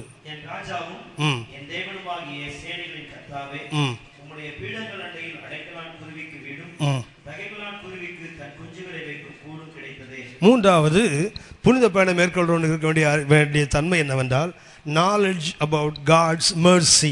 கர்த்தருடைய இரக்கத்தை குறித்து ஒரு பெரிய அறிவு. நாலேஜ் அபவுட் காட்ஸ் மெர்சி, கர்த்தருடைய இரக்கத்தை குறித்த ஒரு தெளிவான அறிவு. என்ன தெளிவான அறிவு? 2ஆம் வசனத்தில் வாசித்தோம், அவருக்கு எதிர்மேல் தவனெல்லாம் இருந்தது தெரியுங்களா? ஆலயத்தின் பிரகாரத்தில். அவருக்கு எங்கே தவனம் வந்தது, எங்கே தாகம் வந்தது, இல்லை எங்கே அவர் கம்பீர சத்தம் விட்டார் என்றால் இது கர்த்தருடைய ஆலயம் என்றால் இதுதான் ப்ராப்பர் டெம்பிள் தான். இது வந்து பிரகாரம். சங்கீதக்காரன் சொல்கிறாரு, என் ஆத்மா எதன் மேல் தாகமாக இருக்குது? பிரகாரத்தின் மேலே, இது மேலே தான் தாகமாக இருக்குது சொல்லிட்டு சொல்கிறாரு, உமது பீடங்கள் அண்டையிலே என்னெல்லாம் இருக்குது? அடைக்கலான் குருவிக்கு வீடு, தகைவிலான் குருவிக்கு தன் குஞ்சை வைக்கிற கூடு எங்கே கிடைத்ததா? உமது பீடங்கள் அண்டையிலே. கர்த்தருக்கு பீடங்கள் என்றால் இங்கே ஒன்று இருக்குது, பலிபீடம். இங்கே இருப்பது பலிபீடம். இங்கே தண்ணி தொட்டி, இங்கே அந்த 7 அகல் கொண்ட குத்து விளக்கு, இங்கே சமூக தப்பத்து மேஜை, இங்கே தூபபீடம். ஒன்று இது, இன்னொன்று அது. என்ன சொல்லுகிறான்? உம்முடைய வீட்டில் எனக்கு எது மேலே ஆசை? பிரகாரத்தின் மேலே. அது கூட போய் பின்னாடி 10ஆம் வசனத்தில் பார்த்தீங்கன்னா, உமது 1000 நாட்களை பார்க்கலும். அப்போ அவனுக்கு கவனம் முழுது எங்கே தான்? மனுஷனுக்கு கவனம் முழுது எங்கே? இங்கே கிடைச்சா போதும். இன்னும் நம்ம பாட்டில் சொன்னால் நிறைய பேர் சொல்கிறாங்களே, பல்லவத்தில் ஒரு மூலையில் இடம் கிடைச்சா போதும். பல்லவத்துக்கு போனாலும் புத்தி மாத்திரம் போகாது, ஒரு கொட்டா போடாமல் இருந்தால் சத்தான் மூலையை பார்த்து ஒன்று. நமக்கு எங்கே போனாலும் அந்த அந்த ஒரு மாதிரி இந்த தாழ் மனப்பான விட்டு போகவே போகாது. பல்லவத்துக்கு போனதான் போகிறேன், ஏசாத மடியில் உட்காருன்னு சொல்ல. பல்லவத்தில் ஒரு மூலையில் இடம் கிடைச்சா போதுமா? மூலையிலலாம் இல்லை. அவன் என்ன கேட்குறான் பாருங்க, இப்படி ஆலயத்தின் பிரகாரத்தில். அவனுக்கு கவனம் ஃபுல்லாக எங்கே தான் இருக்குது? அந்த அவுட்டர் கோட். ஆனால் அவன் சொல்கிறான், அடைக்கலாங்குருவிக்கு எங்கே? ஒரு பீடங்கள் அண்டையிலே. அடைக்கலாங்குருவிக்கு என்ன? வீடு. தகைவிலான்குருவிக்கு கூடு. அடைக்கலான்குருவி உங்களுக்கு தெரியும், அது என்ன செய்யும்? வீடுகளில் தான் வசிக்கும் பெரும்பாலும். இது என்ன பண்ணுதுங்களா? இது இந்த தகைவிலான்குருவி ஒரு இடத்துல பெர்மனெண்ட்டாக இருக்காது. ஆனால் தான் என்ன பண்ணுறான்? கர்த்தருடைய பீடம், இந்த பீடத்தண்டையில் இந்த பீடத்தண்டை, 2 பீடங்கள் இருக்குதுல. 2 பீடத்தண்டையிலும் அடைக்கலான்குருவிக்கு என்ன இருக்குது? வீடு. வீடு என்றால் நிரந்தரமாக இருப்பது. கூடு என்பது தற்காலிகமாக இருப்பது. என்ன பண்ணுறான்? நிரந்தரமாக வர்றவனுக்கும் உன்னுடைய பலிபீட தண்டையில் என்ன இருக்குது? வீடு இருக்குது. அதுபோல் அந்த துதிக்கிற பீடத்தில் என்ன இருக்குது? வீடு இருக்குது. அதாவது இங்கே அர்ப்பணித்தல், இங்கே கர்த்தரை ஆராதித்தல். இந்த 2லேயும் என்ன இருக்குது அவனுக்கு? வீடு. நிரந்தரமான ஒரு அனுபவம். யாருக்கு? அடைக்கலான்குருவிக்கு. தகைவிலான்குருவிக்கு இங்கேயும் சரி அங்கேயும் சரி என்ன இருக்குது? கூடு. அதாவது நிரந்தரமாக உங்கள் வீட்டுக்கு வர்றவனுக்கும் உன்னுடைய இரக்கம் மாறாது. அப்பப்போ வந்து போகிறானே டெம்பரரியா. தகைவிலான்குருவின்னு ஸ்வாலோஸ், ஆங்கிலத்தில் பார்த்தீங்கன்னா ஸ்வாலோஸ். அவங்க ஸ்வாலோஸ் ஒரு இடத்துல நிரந்தரமாக இருக்காது. இன்னும் சொல்ல போனால் காலையில் போனதுக்கு ராத்திரி வராதான். அப்படி தானே போட்டிருக்குது. குருவி என்ன பண்ணுமா? வீட்டில் காலையில் ஒரு கூட்டிலேருந்து போகும், அடுத்தது சாயங்காலம் எங்கே வராது? நம்மளும் நிறைய பேர் இருக்கிறான், வீட்டை விட்டு காலையில் போவான், சாயங்காலம் வீட்டுக்கு வருவான்னு தெரியாது. எந்த சாக்கடையில் விழுந்து கிடக்கிறான்னு யாருக்கு தெரியும்? பறவைகளும் அப்படி தான், மனுஷனும் அப்படி தான் இருக்கிறான். இவன் என்ன சொல்லுகிறான்? இவனுக்கு ஒரு பெரிய அறிவு. மனிதனுக்கு பிரகாரத்தில் இடம் தேடுகிறான். ஆனால் அந்த தேவன் எப்படிப்பட்ட? அடைக்கலான் குருவிகள். அது அடைக்கலமாக வருகிறவருக்கும் அங்கே நிரந்தர வீடு உண்டு. சும்மா அப்பப்போ வந்து தலையை காட்டு போகிறானே, அவனுக்கும் என்ன உண்டு? அவனுக்கு மாத்திரமல்ல, அவன் குஞ்சுகளையும் வைக்கிற கூடு அதற்கு உண்டுமே. அப்படின்னு இந்த செம்மையான வழியில் நடக்கிறவனுக்கு 3வது தன்மை என்னவென்றால், அவங்களுக்கு தேவனுடைய இரக்கத்தை பற்றிய ஒரு சரியான அறிவு. என்ன அறிவுன்னு சொன்னால், எனிபடி கேன் டுவெல். யாரும் தேவனுடைய வீட்டில் என்ன செய்ய முடியும்? வாசம் செய்ய முடியும். தேவன் ஒரு குறிப்பிட்ட இனத்துக்கோ, ஒரு குறிப்பிட்ட ஜனங்களுக்கோ, ஒரு குறிப்பிட்ட தேசத்துக்கோ அல்ல, அவர் எல்லாருக்கும் பொதுவானவர் என்ற ஒரு தேவனுடைய இரக்கம் யாருக்கு? யாருக்கும் கிடைக்கும். எப்படிப்பட்டவனுக்கும் கிடைக்கும். அதுதான் எல்லாருக்கும் தெரியும். யோனாவின் நிகழ்ச்சியில் கதை சொல்கிறார், 1,20,000 பேர் இருக்கிறானே, இவனுக்காக நான் எப்படி பரிதவிக்காமல் இருப்பேன்? யோசித்து பாருங்க. அவங்களாம் கர்த்தரை தேடினவங்களா? கர்த்தரை தேடலை. அது அழிவுக்கு நேராக தானே போகுது. கர்த்தர் ஏன் ஒரு யோனாவை அங்கே அனுப்பணும்? வேறு சொல்லப்பட்ட மிகப்பெரிய எழுப்புதல் எதுன்னு சொன்னால் யோனா தான். ஒரு பிரசங்கத்தில் 1,20,000 பேர் ரட்சிக்கப்பட்டிருக்கான் பாருங்க. 1,20,000 பேர் என்ன சொல்கிறார்? கத்து வலது கிடைக்கு வித்தியாசம் தெரியாதவனுக்கு மனம் இறங்காமல் இருப்பேனா? நமக்கு தெரியும். அப்போஸ்தலர் 2ஆம் அதிகாரத்தில் பரிசுத்தாவியின் உதவியோடு பேதுரு பிரசங்கம் பண்ணுறாரு. 3000 பேர் தான் ரட்சிக்கப்பட்டான். கூட 11 பேர் நிற்கிறாங்க. ஒருமனப்பட்டு நிற்கிற ஒரு சபை இருக்குது. கர்த்தருடைய அபிஷேகம் இருக்குது. ஆவியானவர் செயல்பட ஒரு வித்தியாசமான அனுபவம். ஒரே லாங்குவேஜில் இவர் பேசுகிறாரு. 19 பாஷைகள் அது கேட்டதில்லை. இத்தனை மகத்துவங்களை செய்து 3000 தான். இந்த யோனா பிரசங்கம் பண்ணார் பாருங்க. ஒரே பிரசங்கம். அது கூட என்ன பிரசங்கம்? பாதி பிரசங்கம். இன்னும் 40 நாள் நீங்கள் என்ன செய்வீங்க? அழிஞ்சு போயிடுவீங்க தானே சொன்னார். அது தப்பித்துக்கொள்ள வழி கூட சொல்லலை, அழிஞ்சு போவீங்கன்னு சொன்னார். 1,20,000 பேர் ரட்சிக்கப்பட்டிருக்கான் பாருங்க. ஆவியானவர் துணை கிடையாது, முழு மனதான அர்ப்பணிப்பு கிடையாது. அதை தாண்டி இவ்வளோ பெரிய எழுப்பல் வந்திருக்குதே. காரணம் என்ன தெரியுங்களா? தேவனுடைய இரக்கம். அவருடைய பிரசங்கம் அல்ல, தேவனுடைய இரக்கம். 3ஆம் அதிகாரம் 10ஆம் வசனம் வாசிங்க. யோனா 3:10. யோனா 3ஆம் அதிகாரம் 10ஆம் வசனம்.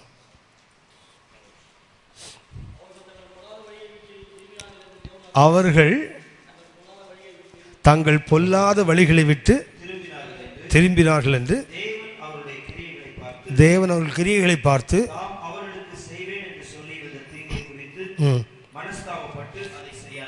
கர்த்தரும் மனம் மாறுவார்.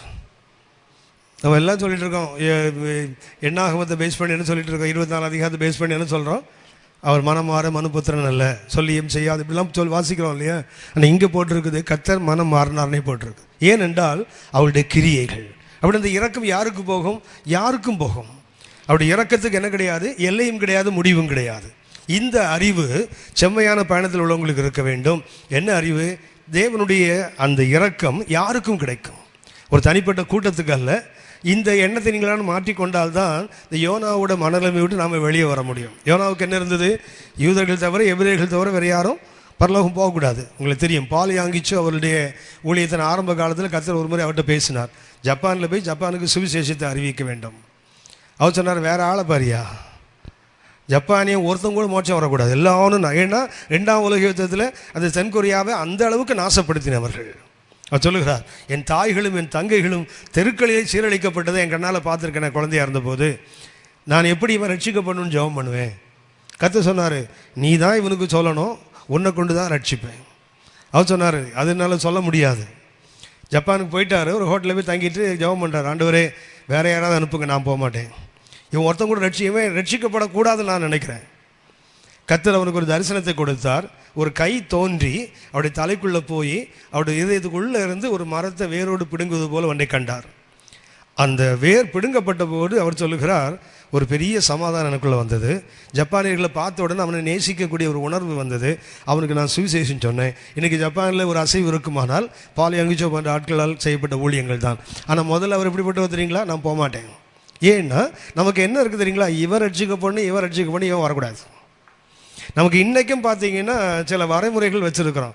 சிலர் முடிவு பண்ணியிருப்போம்ல. நான் நினைப்பேன், வலது பாக்கெட்டில் ஒரு பெரிய லிஸ்ட் வச்சுருப்போம், யார் இவெல்லாம் பரலோகம் வர்ற ஆள், அது வலது பக்கத்தில் வச்சுப்போம். இடது பக்கத்தில் யார், இவெல்லாம் நிச்சயமாக மோட்சம் வரவே மாட்டான், பரலோகத்துக்கு தப்பி தவறி நம்ம போயிட்டோம்னு வச்சிங்களேன். போனோன்னு என்ன பண்ணுவோம், முதல்ல வலது பக்கம் லிஸ்ட்லாம் எடுத்து பார்ப்போம், இவர் வந்தாரா, பேரை கூப்பிட்டாலும் மூச்சு இருக்காது, ஆளை கூப்பிட்டாலும் மூச்சு இருக்காது. யார் யாரெல்லாம் வருவான்னு நினச்சோமோ அவன்லாம் இருக்க மாட்டான். எவெல்லாம் வரமாட்டான்னு இடது பக்கத்தில் அவெல்லாம் அங்கே இருந்தால் ஆச்சரியப்படுவதற்கு இல்லை. நாம் பாடுகிறோம், ஹெவன் இஸ் அ ஒண்டர்ஃபுல் பிளேஸ்ன்னு பாடுறானே. ஆனால் எனக்கு அதில் நம்பிக்கை இல்லை. ஆனால் heaven is a wonderful experience. அது அங்கே போனால் யார் யார் இருப்பான்னு இன்றைக்கி நம்ம சில ஊழியக்காரர் லிஸ்ட்டு வச்சுருப்போம், இதெல்லாம் தேரவே தேராது.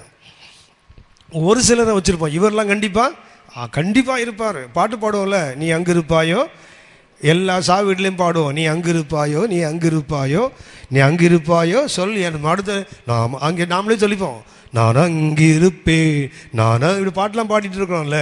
யோசித்து பாருங்கள், நம்மளே சொல்லிக்க வேண்டியதான். மோட்டத்துக்கு போயிடுவேன், பார்த்துருவேன், பத்தளம் போட்டு வீட்டில் நடந்துருவேன், எனக்குன்னு தனியாக ஒரு வீட்டை, எல்லாம் கதை தான். நிஜம் என்னைக்கு வருதோ அன்னைக்கு தான் உண்மை. ஏனென்றால் தேவனுடைய இறக்கண்ணைக்கு உங்கள்கிட்ட எங்கிட்ட இல்லையே. ஒரு சில கூட்டம் ரட்சிக்கப்பட வேண்டும் என்றால் விரும்புகிறோம். ஆனால் ஒரு சிலருக்கு என்னவோ நம்ம பாக்கெட்டில் ரட்சிப்பு இருக்கிற மாதிரி அவன் சுவிசேஷம் கேட்காம இருந்தாலே நல்லது, அவன் சபைக்கு வராமல் இருந்தாலும். இன்னும் சொல்லப்போனால் சபையில் இடக்கு முடக்கு பண்ணி வெளியே போகிறான் தெரியுங்களா ஆளுங்க, மறக்காமல் ஜெபம் பண்ணுவோம், ஆண்டவரே அவன் கர்த்தருடைய சபையை விட்டு வெளியே போனதுனால அவன் கண்டிப்பாக நரகத்துக்கு தான் போகணும் ஆண்டவரே, ஜெபம் பண்ணிகிட்டு இருப்போம்ல. ஒரு சில லிஸ்ட்டு வச்சுருக்கோம், இவங்கெல்லாம் மோட்சத்துக்கு வரவே கூடாதுன்னு நினைப்போம்ல. என்ன வேண்டும்? Knowledge about God's mercy. மனுஷன் பிரகாரத்தில் கிடப்பான், ஆனால் அடைக்கலாங்குருவி அவருடைய தூப பீடத்தில் உட்காந்துருக்கும். தகைவலாம்குருவி ஒரு கூட்டை வச்சுட்டாங்க, ஒரு கூடு தானே, தற்காலிகம் தானே, தற்காலிகமானாலும் உட்கார்ந்துருப்பான்.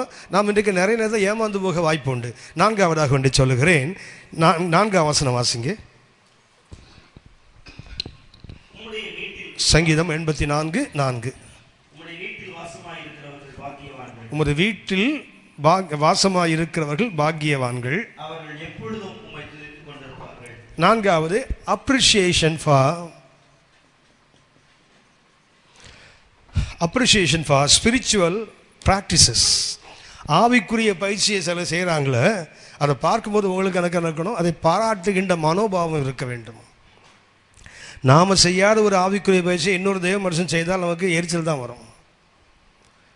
நமக்கு ஒத்து வராத, உதாரணமாக அமாவாசை ஜபம் நடத்துகிறாங்களே நிறைய பேர், அதை கிரிட்டிசைஸ் பண்ணுறவங்க நிறைய பேர் இருக்காங்கல்ல. ஆமாவா? ஒரு பக்கம் அமாவாசை ப்ரேயர் நடத்துகிறான்னா அவன் செய்கிறான்னு நம்ம செய்யணுமா? இவங்களுக்கு ஒரு காரணம் இருக்குது, அதை கிரிட்டிசைஸ் பண்ண அவங்களுக்கும் ஒரு காரணம் இருக்குது. நாம் இன்றைக்கி என்ன கற்றுக்கொள்ளணும்னா, அவங்களுக்கு என்ன கர்த்தர் கொடுத்தாரோ, அவங்களுக்கு கர்த்தர் என்ன மகிமை கொடுத்தாரோ அதை அவங்க செய்யட்டும். நாம் ஏன் போய் அதை கிரிட்டிசைஸ் பண்ணிட்டு உட்காந்துருப்பானே? கிறிஸ்மஸ் கொண்டாடினாலும் ஸ்தோத்திரம், கொண்டாடலைனாலும் ஸ்தோத்திரம். ஏன் நம்ம அவனை கிண்டல் அடிப்பானே? நாம் ஏன் அவனை காயப்படுத்துவானே? நமக்கு இன்றைக்கி என்ன இல்லை தெரியுங்களா? நாம் செய்யாத ஒன்றை இன்னொரு ஆவிக்குரிய பிள்ளைகள் செய்தால், ஒரு சபை நம்ம விரும்பி இருக்க மாட்டோம், நம்ம நினச்சே கூட இருக்க மாட்டோம். இன்னொரு சபை செய்தால் என்ன இருக்கணும்? பாராட்டக்கூடிய மனோபாவம் இருக்கணும்ல. வெரி குட்ரா, இவனுக்கு மாத்திரம் எப்படிரா கற்று அப்படி தோணணும்ல. மாறான தெரியுங்களா, அது பிசாசு சொல்லிட்டான், அவனுக்கு அவன் பிசாசுகளை செய்கிறான் அப்படி கிண்டல் பண்ணிட்டு உட்காந்துருக்கோம் இல்லையா? செம்மையான வழியில் நடக்கிறவனுக்கு எது இருக்காது? பிறனுடைய ஆவிக்குரிய பயிற்சிகளை பார்த்து பொறாமல் வராது. மாற என்ன வேண்டும்? பாராட்டு தோண்டும். அட இப்படி கூட செய்ய முடியுமா கர்த்தருக்கு? அட இப்படி கூட ஊழியத்தை ஒரு படி இருக்குதா? அப்படி பாராட்ட வேண்டுமே தவிர நமக்கு இன்றைக்கி என்ன தெரியுங்களா? அதை காயப்படுத்துகின்ற ஊனப்படுத்துகின்ற ஆவி நம்மகிட்ட நிறைய பேர்ட்ட இருக்குது. இந்த செம்மையான வழி என்றால் 4வது வழி என்ன? அப்ரிஷியேஷன், பாராட்டு. உங்களுக்கு எனக்கும் தெரியணும், ஒரு சாதாரண ஒரு பாராட்டு வார்த்தை ஒன்றுமில்லாத ஒருவனை கூட உருவாக்கிடும். ஆனால் நம்முடைய அந்த காயப்படுத்துகின்ற வார்த்தைகள் திறமை உள்ள அநேகரை ஊனப்படுத்தி அவனை செயல்படுத்த விடாமல் செய்துவிடும். மிக மிக முக்கியமானது இந்த ஆவிக்குரிய அனுபவம். Appreciation for others spiritual experience. பிறனுடைய ஒரு நாம் செய்யாத ஒன்றை நம்ம புத்தியில் கூட வந்திருக்காது, அவன் ஒன்றை செய்தால் சந்தோஷப்படணுமே. ஆனால் இன்றைக்கு அநேகருக்கு சந்தோஷப்பட தோணலை, வருத்தப்பட தோன்றுகிறது. ஒரு உதாரணத்தை நான் சொல்லுகிறேன். எண்ணாகமம் 11ஆம் அதிகாரம் 26 முதல் 29 வரை வாசிங்க.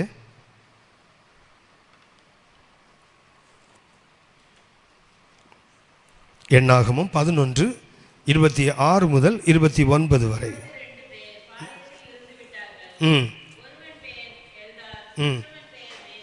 போதும், கொஞ்சம் இருங்க. அப்போது என்ன பண்ணிட்டாங்க? 70 பேரை மோசே தெரிந்து கொண்டு, இஸ்ரவேல் மூப்பர்கள் எங்கே வரணும்? கர்த்தருடைய ஆலயத்துக்கு வரணும். மோசே என்ன செய்ய போகிறார்? இவனுக்காக ஜெபித்து இவன் மேலே இருக்கிற ஆவியின் ஒரு பகுதியை அவங்க மேலே வைக்க போகிறாங்க. ஸோ இப்போது 2 பேர் கூடாரத்தில் இருந்துட்டான், வரல. அழைத்தார்கள், வரவில்லை. அவன் அங்கே உட்கார்ந்து விட்டான். கர்த்தருடைய ஆவியானவர் வந்தார். வரும்போது இந்த 68 பேர் மேலே தானே வரணும். ஆனால் யார் மேலேயும் வருகிறது? அந்த 2 பேர் மேலேயும் வருது. கர்த்தர்ட்ட என்ன கிடையாது? பட்சபாதம் இல்லை, பாகுபாடு இல்லை. ஆனால் ஜாஷுவா சொல்கிறாரு, இப்போ அங்கே சொல்கிறாங்க 2 பேர். எனக்கு என்ன அதில் வித்தியாசமான காரியம்னா, ஒழுங்காக 68 பேர் போனாங்க தெரியுங்களா? அவன்லாம் ரோலில் இல்லை பாருங்கள். கூப்பிட்ட உடனே கர்த்தருடைய வார்த்தைக்கு கீழ்ப்படிந்து தேவ மனுஷன் சொன்னான்னு 68 பேர் ஆலயத்துக்கு போனான்ல. இந்த 68 பேரையும் பைபிள் எழுதணும்ல. அதை விட்டுட்டு இந்த மே தாத் ஜூன் தாத்தெல்லாம் எழுதி வச்சுருப்பாருங்களேன். ஒருத்தன் பெல் தாத் தான், ஒருத்தன் மே தாத் தான். அப்படின்னா இதுதான் நிறைய பேர் என்ன நினைக்கிறாங்கன்னா, இந்த 100 ஆடு இருந்தது இல்லையா, ஒன்று காணாமல் போச்சுதே. 99 ஆடு எங்கே நடந்தது? கீழே நடக்குது. இந்த காணாமல் போன ஆடு மாத்திரம் எங்கே இருக்குது? தோல் மேலே இருக்குது. அப்படின்னா கீழே போகிற ஆடு என்ன சொல்லும்? நம்ம இதாண்டா ஒழுங்காக இருந்து பிரயோஜனம் இல்லைடா, ஒழுங்காக இருந்தால் கீழே தான் நடத்துவான்டா. அப்பப்போ காணாமல் ஓடி போனால் பாஸ்டர் ஹவுஸ் விசிட்டிங் ஒழுங்காக வருவார். அப்படி சொல்லுவான். ஒழுங்காக சர்ச்சுக்கு போனால் பாஸ்டர் ஹவுஸ் விசிட்டிங் வரமாட்டார். அதான் நம்ம ஆள் தானே, ரெகுலராக வருது இல்லை. அப்பப்போ காணாமல் போய் ஞாயிற்றுக்கிழமை காணாமல் போயிட்டால் பாஸ்டருக்கு பயம் வரும். பக்கத்தில் ஏதோ புதுசாக ஒன்று வந்துட்டு போல இருக்குது, ஆள் அங்கே பேந்துட்டான் போல இருக்குது தோணும்ல. அப்படின்னா தோளில் கிடக்கிற ஆட்டுக்கு, காணாமல் போன ஆட்டுக்கு வந்த வாழ்வு தோல் மேலே மேய்ப்பன். ஆனால் நல்ல ஆட்டில் எங்கே நடக்குது? கீழே நடக்குது. ஆனால் எங்கள் பாஸ்டர் அடிக்கடி சொல்லுவார், அந்த தோளில் படுத்துருக்க ஆடு இருக்குது பார்த்தீங்களா, அதுக்கு வாய் எங்கே இருக்குன்னா மேய்ப்பன் காதுகிட்டே இருக்கும். தூக்கி போட்டிருக்கான்ல, காதுகிட்டே இருக்குமா. கீழே உள்ள ஆடு கூப்பிட்டா ரொம்ப நேரம் ஆகும் வந்து கேட்குறதுக்கு. ஆனால் இந்த ஆடு கூப்பிட்டா உடனே கேட்குமா. இந்த ஆடு சொல்லுமா, மெய்ப்பனே மெய்ப்பனே.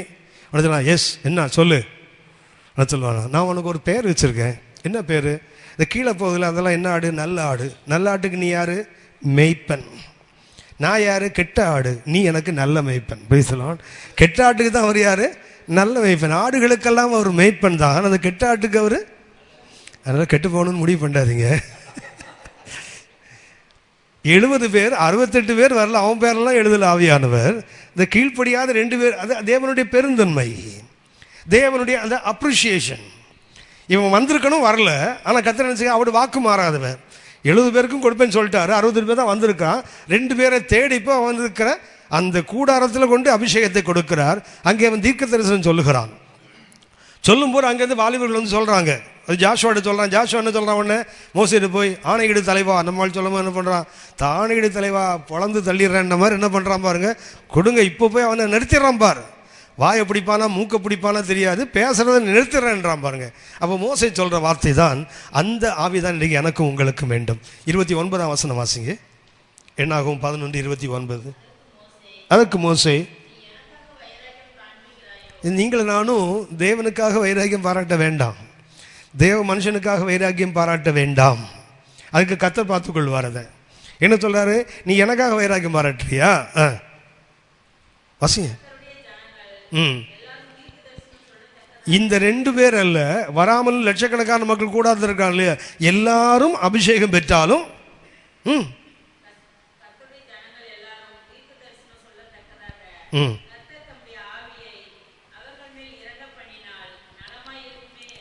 that is the attitude, that must be the attitude. செம்மையான வழியில் போகிறவனுக்கு என்ன ஆட்டிடியூட் இருக்குன்னு தெரியுங்களா?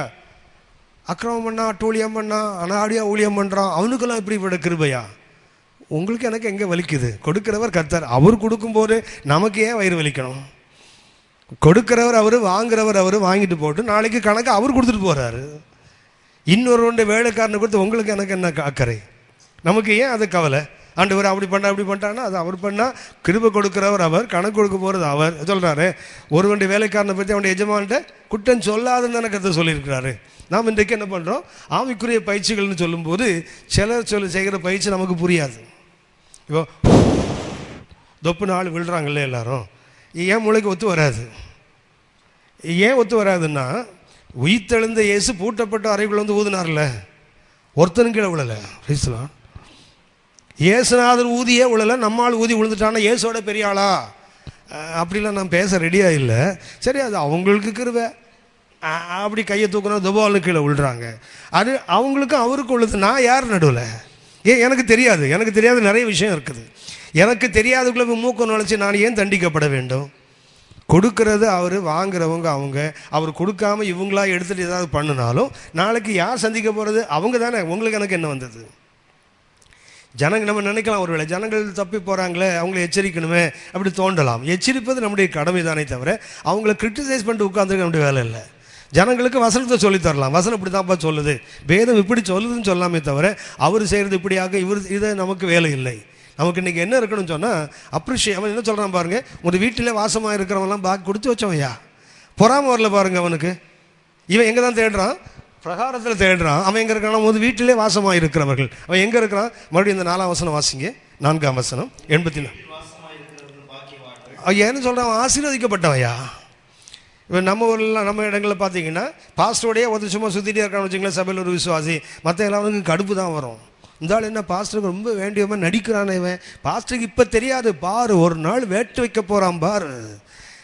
நமக்கு கடைசியில் ஒரு நாள் அவன் வேட்டு வைப்பான். அப்போ சொல்ல, நான் அப்போவே சொன்னேன்ல, நீ சொன்ன தீர்க்க தரிசனம் தாண்டா அப்படி வந்து வாச்சிட்டு இல்லை, ஒழுங்காக இருந்திருப்பான். நீ அவனை பற்றி சொல்லி அவன் அப்படி ஆயிட்டான். அவன் வாயை கொஞ்சம் மூட, அவன் ஒழுங்காக இருந்திருப்பான். சொல்லுவாங்களே, ஒரு ஊருக்கு போகும்போது ஒருத்தன் கேட்டானா, ஊர் எப்படின்னு கேட்டானா. அவன் சொன்னானா, உன் வாய் நல்லா இருந்தால் ஊர் நல்ல ஊர் தான். எல்லா ஊரும் நல்ல ஊர் தான். நம்ம வாய் ஒழுங்காக இல்லாமன்னா ஊர் எப்படி இருக்கும்? அப்படி தான் இருக்கும். வாய் வரிச்சுமா இருந்தால் தானே. எந்த ஊர்லேயும் வாய் வரிச்சுமா இல்லைன்னா சண்டை தான் வந்துடும், பிரச்சனை தான் வந்துடும். அடுத்தவர்கள் ஆவிக்குரிய வாழ்க்கையில் சில பயிற்சிகளை செய்யும்போது நமக்கு ஒத்து வராமல் இருக்கலாம். நம்ம புத்தி கெட்டாது, நம்ம கற்றுக்கொண்ட வேதத்துக்கு மாறாக இருக்கலாம். அதை வந்து கிரிட்டிசைஸ் பண்ணாமல் மாறாக என்ன பண்ணலாம்? நமக்கு உரிமை இருக்குமானாலும் அவங்கள சரிப்படுத்துறதுக்கு ஏதாவது ஒன்று செய்யலாம். நான் எப்போதுமே யோசிப்பேன், யோனாவதுக்கு போட்டாங்க இல்லையா, அந்த மீன் 3 நாள் வயிற்றுக்குள்ளே வச்சு சுற்றி இருந்து பாருங்களேன். அது ஒரு வேத பண்டிதர் சொல்கிறார், அது சாப்பிட்டு இருந்ததுன்னா இவனு சேர்ந்து ஜீரணம் ஆகிருப்பானா. வெளியேருந்து சாப்பாடு உள்ளே போனான் ஆகுமா, இவன் ஜீரணம் ஆகிடுவானா. அதனால் அது 3 நாள் வாயை மூடிட்டு சுற்றிட்டு இருந்தான் உள்ள. நமக்கு யாராவது தான் விழுந்தான்னு வச்சிங்களேன், அவனை ஜீரணமாகி துப்புற வரைக்கும் தூக்கம் வராது நமக்கு.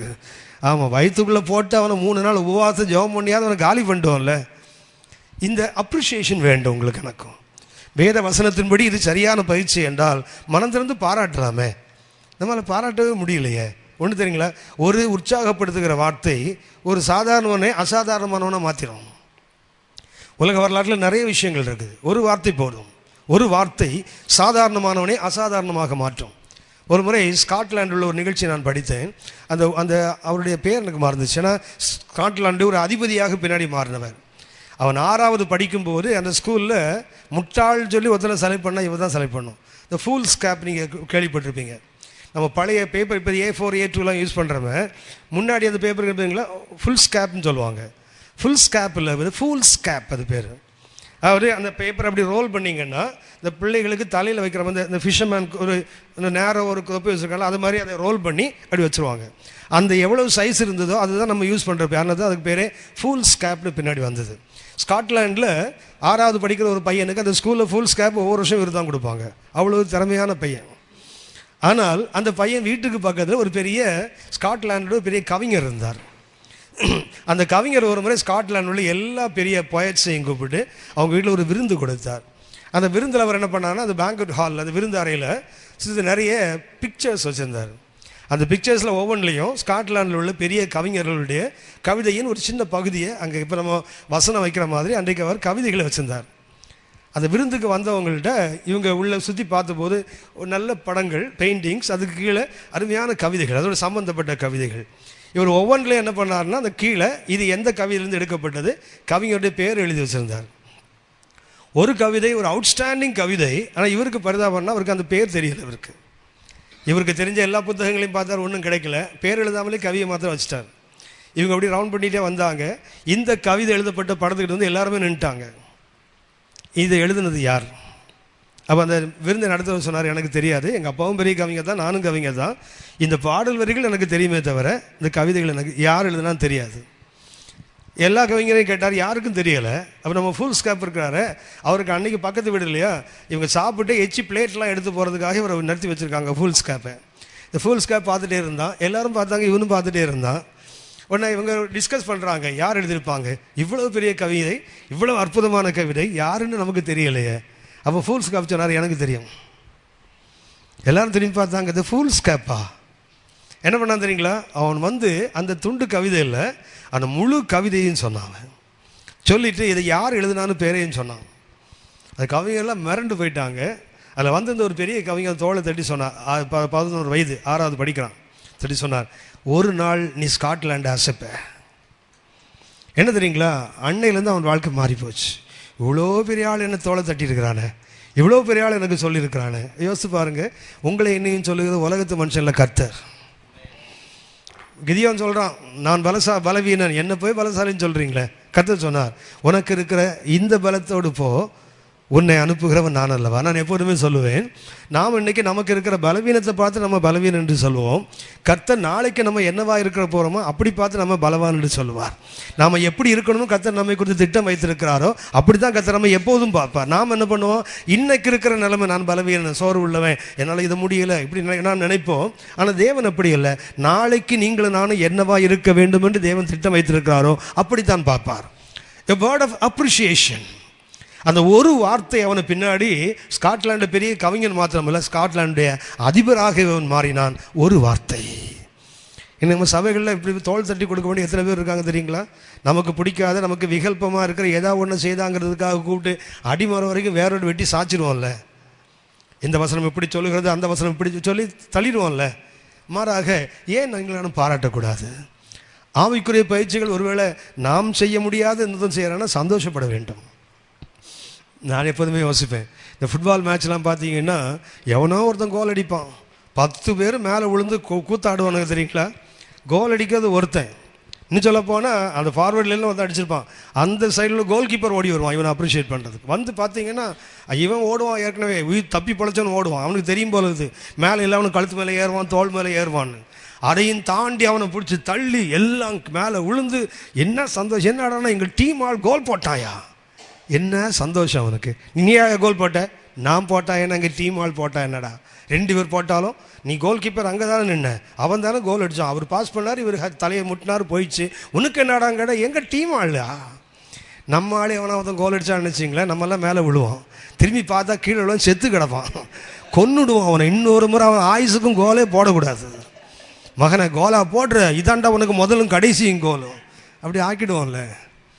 We must have the spirit, appreciation for spiritual practices. சரி, 5வதாக என்று சொல்லுகிறேன், rejoicing in the Lord. and 5வதாக அந்த சங்கீதம் 84:5, இது புனித பயணம் மேற்கொள்றவனுக்கு இருக்க வேண்டிய ஒன்று, rejoicing in the Lord.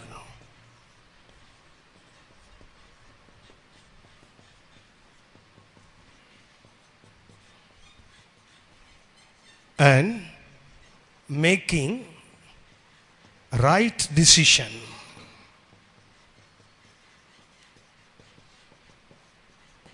என்ன இருக்கணும் உனக்கு? ஒன்று, தேவனில் களி கூறுகிற அந்த அனுபவம் இருக்கணும்.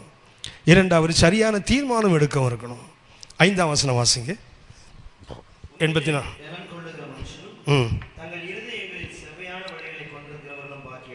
அப்படின்னா அவன் என்ன பண்ணுறான்? செவ்வையான வழியை தீர்மானிப்பதற்கு முன்பாக அது அவனுடைய ரைட் டிசிஷன், அவனுடைய சரியான தீர்மானம். ஆனால் அதுக்கு முன்னாடி அவனுக்கு என்ன இருக்கு தெரியுங்களா?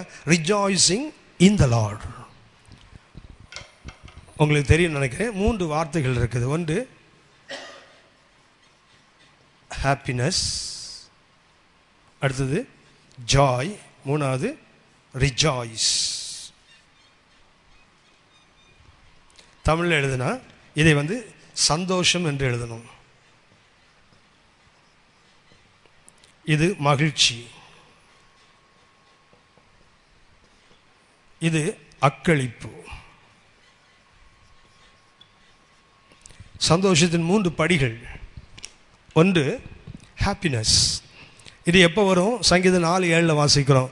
அவர்களுக்கு திராட்சரசமும் தானியமும் பெருகி இருக்கிற காலத்தின் சந்தோஷத்தை பார்க்கலும் எனக்கு அதிக சந்தோஷத்தை கொடுத்து. இப்போ சந்தோஷம் எப்போ வரும்? பொருள் இருந்தால் வரும்.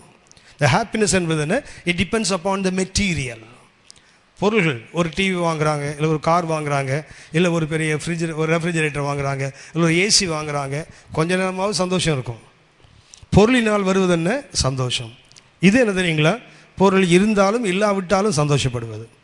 அத்திமரம் திருவிடாமல் போனாலும், திராட்சை செடி பலன் கூடாமல் போனாலும், வயலில் தானியம் இல்லாமல் போனாலும், மந்தைகளே கிடைகளே ஆடுகள் மாடுகள் இல்லாமல் போனாலும், இது என்ன? ஜாய்ஸ் என்ற மகிழ்ச்சி என்றால் என்ன? இப்போ 4:7 வாசம் இல்லையா? தானியமும் திராட்சரசமும் பெருகிற காலத்தின் சந்தோஷத்தை பார்க்கலும் அதிக சந்தோஷம் தான் மகிழ்ச்சி. பொருளை வைத்து வருவதில்லை. நான் ரிஜாய்ஸ் என்பது ஒன்லி இன் த லார்ட், கர்த்தருக்குள் மாத்திரமே இருப்பது. நெகேமியா 8ஆம் அதிகாரம் 10ஆம் வாசிப்பு வந்துடுறீங்களா? கர்த்தருக்குள் மகிழ்ச்சியாக இருப்பதே உங்கள் பலன். இதுதான் இந்த ரிஜாய்ஸிங் என்றால், அக்களிப்பு என்றால் என்ன? Unlimited Joy. இது மெட்டீரியல் ஜாய், இது ஸ்பிரிச்சுவல் ஜாய். இது என்னென்னா ஒன்லி இன் த லார்ட், கர்த்தருக்குள் மாத்திரம். அதாவது இந்த மகிழ்ச்சியாக இருக்கிறது கூட சமயத்தில் காணாமல் போகும். கர்த்தருக்குள் மகிழ்ச்சியாக இருக்கிறாங்க, இருந்தாலும் சமயத்தில் காணாமல். ஆனால் தேவனுக்குள் இருக்கிறது பார்த்தீங்களா, எந்த சூழ்நிலையிலும் மாறாது. அப்படின்னா இவனுக்கு என்ன இருக்குது? அந்த புனித பயணம் மேற்கொள்கிறவர்கள், செவ்வையான வழியில் செல்கிறவர்களுக்கு ஒரு தன்மை என்னவென்றால், they have rejoice in the Lord. அவனுக்கு என்ன இருக்குது? கர்த்தருக்குள் மகிழ்கின்ற ஒரு பெரிய சந்தோஷம். அடுத்தது என்ன பண்ணுறான்? அவன் இருதயத்தில் என்ன பண்ணுறான்? செவ்வையான வழிகளை கொண்டிருக்கிறான். 2 கருத்துக்கள். ஒன்று, ரிஜாய்ஸ் இன் த லார்ட். செம்மையான வழியின் 5வது படி என்ன? கர்த்தருக்குள். அதாவது கர்த்தர் மாத்திரம் போதும், எனக்கு வேறு எது இருந்தாலும் இல்லாவிட்டாலும் எது போதும்? கர்த்தர் மாத்திரமே போதும். அந்த இடத்துக்கு வருது. 2வது ஒரு தீர்மானம் எடுக்கிறான். நான் என்ன செய்வேன்? செம்மையான வழியில் தான் நடப்பேன். தங்கள் இருதயங்களில் செம்மையான வழிகளை கொண்டிருக்கிறவர்களும் பாக்கியவான் போட்டிருக்கு இல்லையா? அந்த 5ஆம் வசனத்தில் 2 தாட் இருக்குது. ஒன்று ரிஜாய்ஸிங், 2வது ரைட் டிசிஷன். 2ம் சேர்ந்து தான் 5வது படி.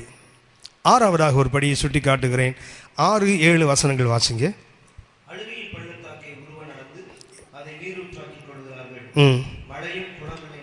6வது அனுபவம்னா ஃப்ரம் ஸ்ட்ரெங்த் டு ஸ்ட்ரெங்த், பலத்திலிருந்து பலத்துக்கு.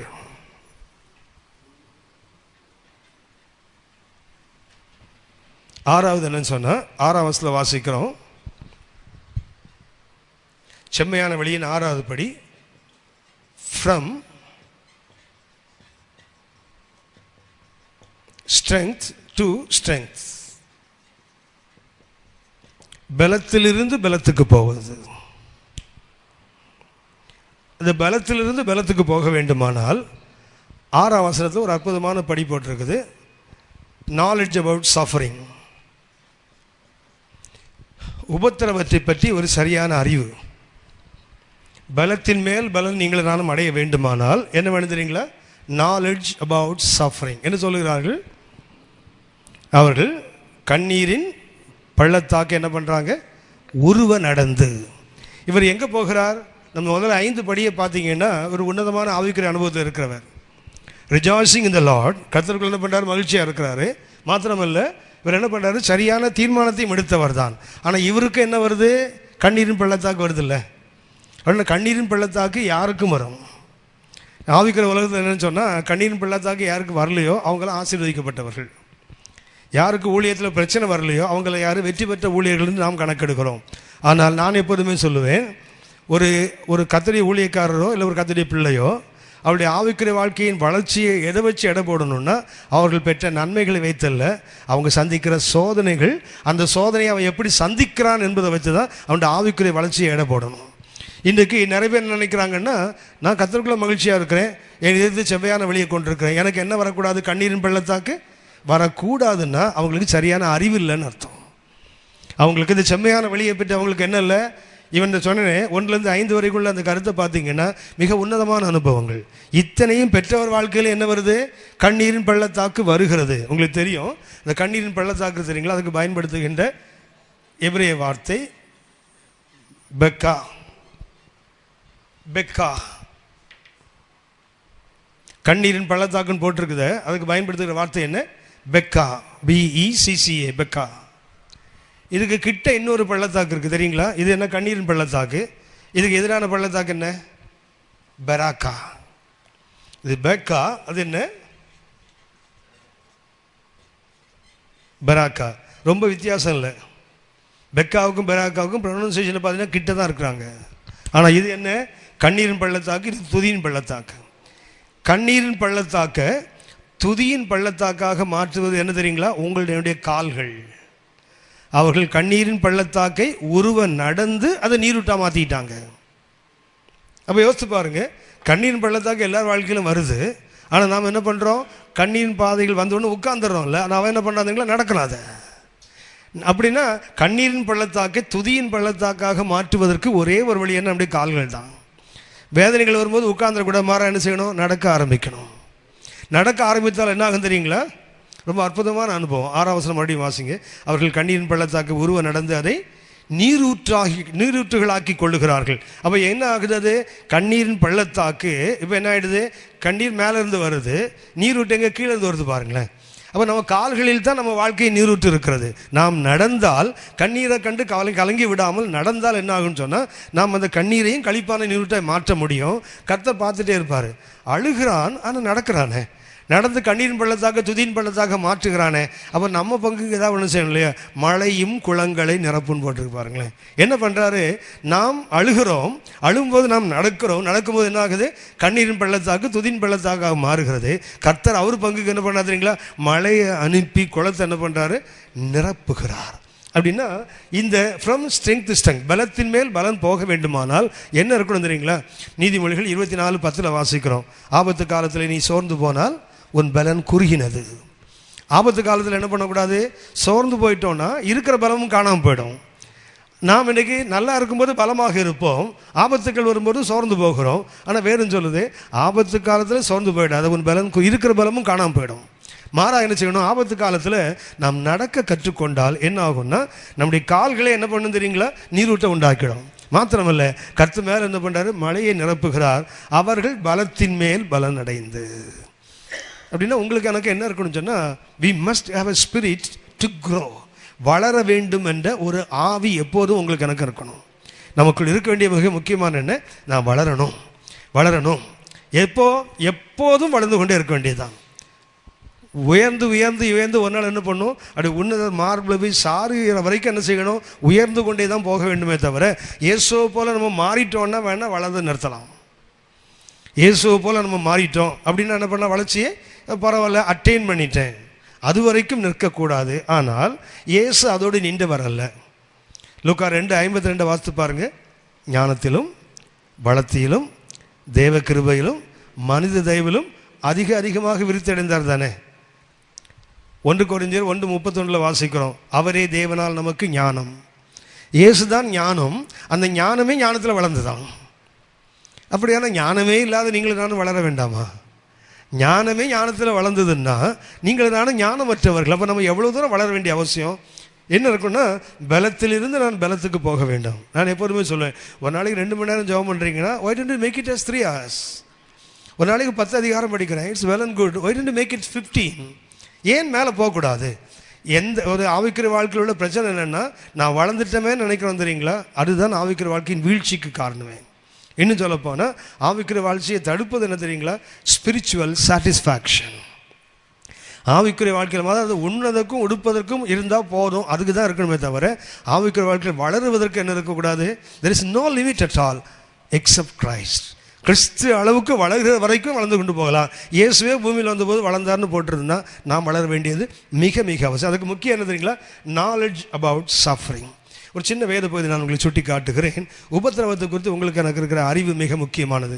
யாக்கோபு 1ஆம் அதிகாரம் 2 முதல் 4 வரை உள்ள வசனங்களை வாசிங்க. யாக்கோபு 1ஆம் அதிகாரம் 2 முதல் 4 வரை உள்ள. என் சகோதரரே, நீங்கள் பலவிதமான சோதனையில் அகப்படும் போதுன்னு அர்த்தம் என்ன தெரியுங்களா? அகப்படலாம் அல்ல, அகப்படுவோன்னு அர்த்தம். அகப்படலாம் அல்ல, அது வந்து ஆப்ஷனல் கிடையாது, கம்பல்சரி. அகப்படும் போது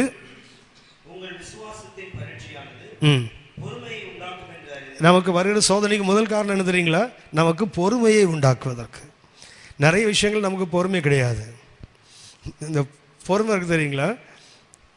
இந்த பொறுமை மிக மிக அவசியமானது ஆவிக்குரிய வாழ்க்கையில். ஆனால் நம்மகிட்ட இல்லாதது என்னென்னா பொறுமை தான். அது ஆசீர்வாதம் வர்றது கூட பொறுமையாக காத்திருக்க மாட்டோம், அதுக்குள்ளே கோபம் வந்துடும் நமக்கு. ஆனால் புரியுற மாதிரி சொல்லணே, சாப்பாட்டுக்கு நம்ம டைனிங் ஹாலில் மேரேஜில் உட்கார வச்சுட்டு இப்போ தான் பிரியாணி ஆகுதுன்னு சொன்னால் அவனை கைமா பண்ணிட மாட்டோம், பிரியாணி போடுறவனை. அந்த பொறுமை சாதாரண விஷயங்கள் கூட நமக்கு பொறுமை இல்லை. ஆனால் அங்கே போட்டிருக்குது இந்த விசுவாசத்தின் பரீட்சை. முதல்ல வருகிற உபத்திரவங்கள் என்ன? It's a test to our faith. நம்முடைய விசுவாசத்துக்கு ஒரு பரீட்சை. அந்த பரீட்சையுடைய முடிவு ரிசல்ட் என்னென்னா பொறுமை. பொறுமை உண்டாக்கும் என்று அறிந்து உபத்திரவத்தை சந்தோஷமாக ஏற்றுக்கொள்கிற மனோபாவம் இருந்தால், தெருவில் நின்னோம் கர்த்தர் ஒரு வீட்டை கொடுத்தாருன்னா ஸ்தோத்திர கூட்டம் நடத்துவோம்.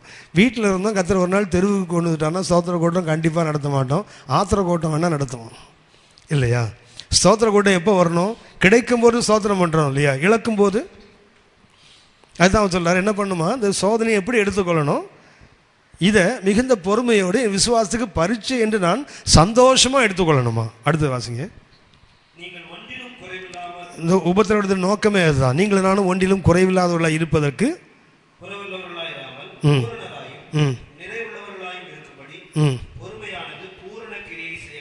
அடுத்த வசனம் வாசிங்க. நான் எப்போதுமே சொல்லுவேன், இந்த பிப்ரவரி வந்துட்டா இந்த வசனத்துக்கு கிராக்கி அதிகமாகிடும். இந்த பரீட்சைக்கு ஜெபம் பண்ணுவேல தான் ஜெபம் பண்ண. உங்களில் ஒரு ஞானம் என்னென்ன? கெமிஸ்ட்ரி ஞானமா இல்லை ஃபிசிக்ஸ் ஞானமா? அது உபத்திரவத்தை குறித்த ஞானம் ஒருவனுக்கு குறைவாக இருந்தால் சம்பூர்ணமாய் கொடுக்கிறவரும் ஒருவரும் கடிந்து கொள்ளாமல் கொடுக்கிறவர்கிட்ட அவற்றை கேட்கணும், அவர் சம்பூர்ணமாக கொடுப்பார்னு போட்டிருக்கு. அப்படியானால் உபத்திரவத்தை குறித்த ஒரு அறிவு உங்களுக்கு எனக்கு இல்லாவிட்டால் நீங்கள் நானும் செம்மையான வழியில் போக முடியாது. சரி, 7ஆவதாக வேண்டி சொல்லுகிறேன். 7ஆம் வசனம் வாசிங்க.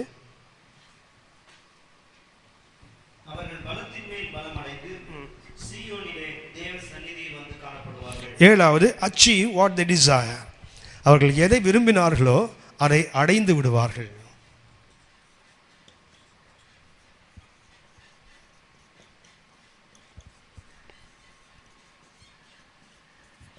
அவர்கள் எதை விரும்புகிறார்களோ அதை கண்டிப்பாக என்ன செய்வாங்க? they will achieve it. நிச்சயமாக அவர்கள் கண்டுகொள்ள முடியும். ஏன்னா அவங்கள்ட்ட என்ன இருக்குது தெரியுங்களா?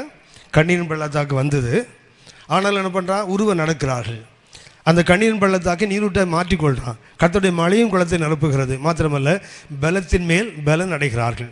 பலத்தின் மேல் பலன் அடைந்தால் எங்கே வந்து தான் காணப்படுவான்? எங்கே புறப்பட்டால் 5ஆம் வசனத்தில் வாசித்தோம், தங்கள் இருதயங்களில் செவ்வையான வழிகளை கொண்டிருக்கிறவன். அது நினைத்தார்கள், அது என்ன பண்ணுறான்? முடிக்கிறான். பாருங்களேன், அச்சீவ். அவர்கள் தொடங்கினார்கள், என்ன பண்ணுறாங்க? அதை முடித்தார்கள். இந்த நீங்கள் நானும் விரும்புவதை அடைய வேண்டுமானால் என்ன தேவை தெரியுங்களா? விடாமுயற்சி, ஸ்டெட்ஃபாஸ்ட்னஸ். இதற்கு தேவை என்ன?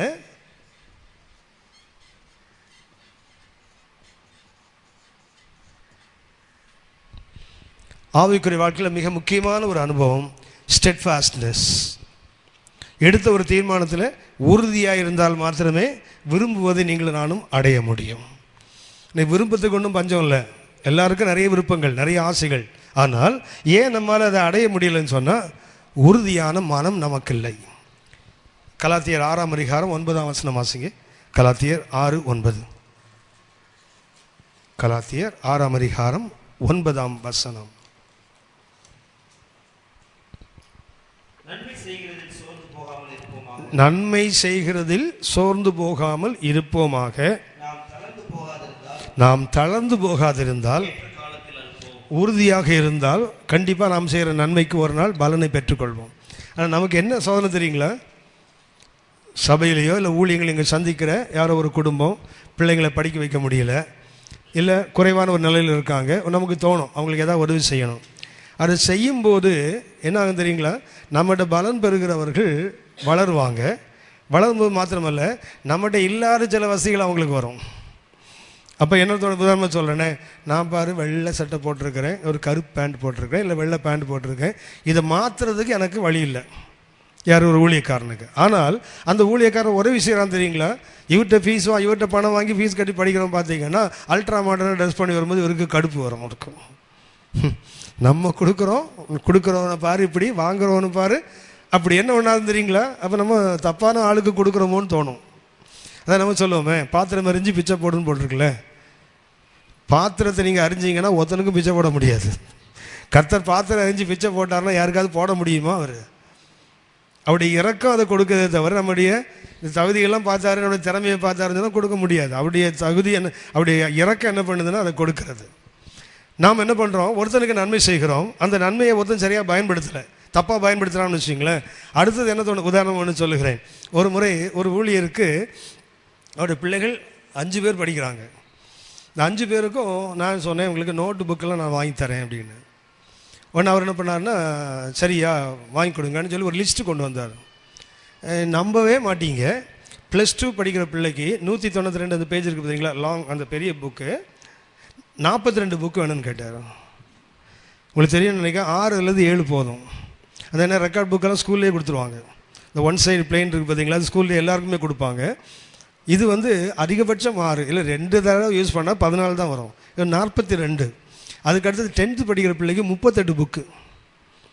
38 புக்குன்னா நிச்சயமாக ஒரு ஆளெல்லாம் 42 புக்கு ஒன்றா தூக்க முடியாது, கஷ்டம். சில ஆயிரங்கள் வந்தது அந்த புக்கு. அதை வாங்கிட்டு வச்சா அவருடைய வண்டியில் அதை கட்ட முடியாது, வண்டி சாஞ்சிரும். ஒரு தனியாக ஒரு ஆட்டோவை வாங்கி அந்த ஆட்டோவில் அவ்வளோ புக்கை ஏற்று அவர் வீடு போய் சேர்க்கறதுக்கு 600 ரூபா ஆட்டோவுக்கு வேறு கொடுத்து அனுப்புனேன். வீட்டுக்கு வந்தோன்னு ஒரு முடிவு பண்ணேன், இனிமேல் இந்த ஏமாளி மாதிரி என்ன பண்ணக்கூடாது, இப்படி கொடுக்கக்கூடாது, பார்த்து தான் கொடுக்கணும். அப்போ கர்த்தர் பேசினார், உன்னை பார்த்தாடா நான் போட்டேன். என்ன தோணுன்னா, நம்மளை யாராவது ஏமாத்துறாங்கன்னு வச்சிங்களேன், நமக்கு என்ன தோணுன்னா அடுத்த முறை எல்லாரையும் சந்தேகத்தோடு பார்க்க தோணும். இவங்களை இப்படி தான் ஏமாற்றுவாங்களோ. ஒருத்தர் ஏமாத்தினா நான் அப்புறம் கர்த்தர் பேசினார் என்கிட்ட, அவன் ஏன் ஊழியக்காரன், எனக்கும் அவனுக்கும் கணக்கு, உனக்கு என்ன கணக்கு? நீ என்ன உங்கள் தாத்தா வீட்டிலேருந்து கொண்டு வந்து காசா? காணிக்க வந்த காசு தானே, நான் கொடுத்த காசு தானே, இதில் தானே வாங்கி கொடுத்தேன், உனக்கு அதில் என்னடா பெருமை, உனக்கு அதில் என்ன கோபம்? உனக்கு கர்த்தர் பேசும்போது நான் அப்படியே ஆஃப் ஆகிட்டேன். ஆனாலும் பார்த்தீங்கன்னா நெக்ஸ்ட் இயருக்கு யாராவது கேட்டாங்கன்னா எவ்வளவு நோட்டு வேணும், எவ்வளோ புக் வேணும் கேட்டது அந்த புத்தி வருது உள்ள. நம்ம என்ன பண்ணுவோன்னா, அதான் அந்த கலாச்சாரம் 6-9 படிக்கும் போதெல்லாம் எனக்கு தான் தோணும், நன்மை செய்யல சோர்ந்து போயிடக்கூடாது. ஏன்னா நாம் உறுதியாக இருந்தால் அதனுடைய பலனை நாம் ஒரு நாள் அறுப்போம். அவங்க வேலை தப்பாக செய்துட்டு போட்டோம், அது அவங்களுக்கும் கற்றுருக்கும், நமக்கு இல்லையே. எபிரேயர் 10ஆம் அதிகாரம் 35-36 வசனங்களை வாசிங்க. எபிரேயர் 10:35-36.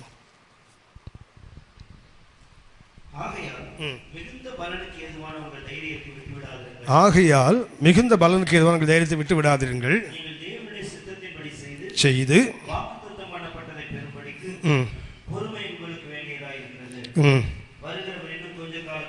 வருவார் பண்ணார்.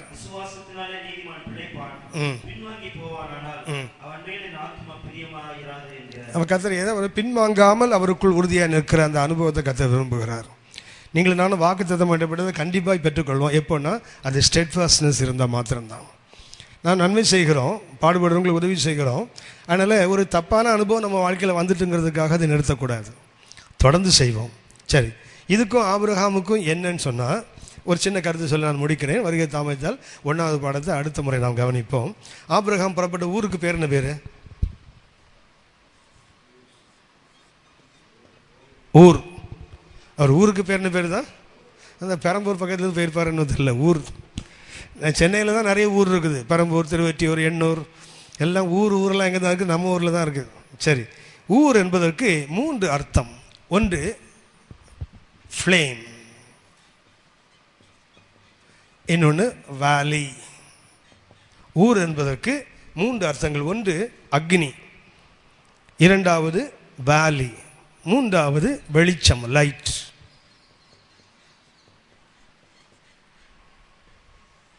இந்த மூணையும் சேர்த்து பார்த்தீங்கன்னா நரகத்தோடு ஒப்பிடக்கூடிய ஒரு வார்த்தை. அக்னி இருக்குது, பள்ளத்தாக்கு இருக்குது, வெளிச்சம் இருக்குது. அக்னியின் வெளிச்சம்.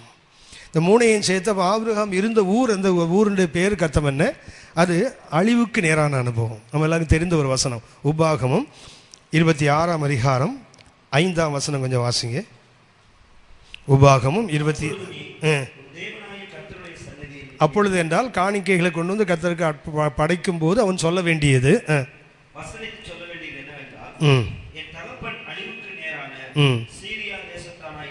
அங்கே யாக்கோபு சொல்லப்பட்டிருக்குது. யாக்கோபு எங்கே இருந்தானா? அழிவுக்கு நேரான சீரியா தேசத்தான். ஏன் யாக்கோபு எங்கே போயிட்டு வந்தார்? பெயர்சபாவிலிருந்து புறப்பட்டு அவர் சீரியாவுக்கு போனார். 16ஆம் போனார், 16ஆம் சீரியா. அங்கிருந்து கர்த்தர் வரவழைத்து ஆசீர்வதித்ததுனால அந்த வார்த்தையை கர்த்தர் சொல்லுகிறார். என் தகப்பன் யார்? அழிவுக்கு நேரான சீரியா தேசத்தான். ஆபிரகாமை குறித்து நாம் வாசிக்கிறோம். யோசுவா 24ஆம் அதிகாரம் 2ஆம் வசனம் வாசிங்க. Joshua chapter 24 and verse 2. யோசுவா 24:2. அப்பொழுது யோசுவா சகல ஜனங்களை நோக்கி என்னவென்றால், உன் பூர்வத்திலே உங்கள் பிதாக்களாகிய ஆபிரகாமுக்கும் நாகோருக்கும் தகப்பனாகிய தேராகு என்பவன். அப்போ அவன் எதை சேவித்துக் கொண்டிருக்கிறான்? வேறு தேவர்கள். அப்படின்னா அவன் ஊருக்கு பேர் சரிதான். அவன் அக்னிக்கு நேராக, பள்ளத்தாக்கு நேராக, வெளிச்சத்து நேராக ஓடிட்டு இருக்கிறான். அதாவது நமக்கு தெரியும் அந்த வெளிச்சம், இந்த அக்னினால் வருகின்ற வெளிச்சம், அந்த வெளிச்சம். ஆபிரகாம் அங்கே தான் அந்நிய தேவர்களை சேவித்து கொண்டிருந்தான். இவர் அவருடைய புறப்படுதல். ஆனால் போய் சேர்ந்ததுங்க மெக்பேலா. சரியா? அவர் போய் சேர்ந்த இடம் என்ன?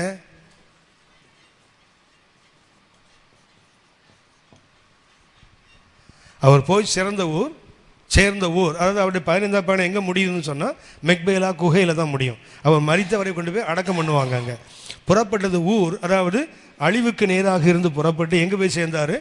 மெக்பேலா என்றால் டபுள் கேவ் என்ற அர்த்தம்.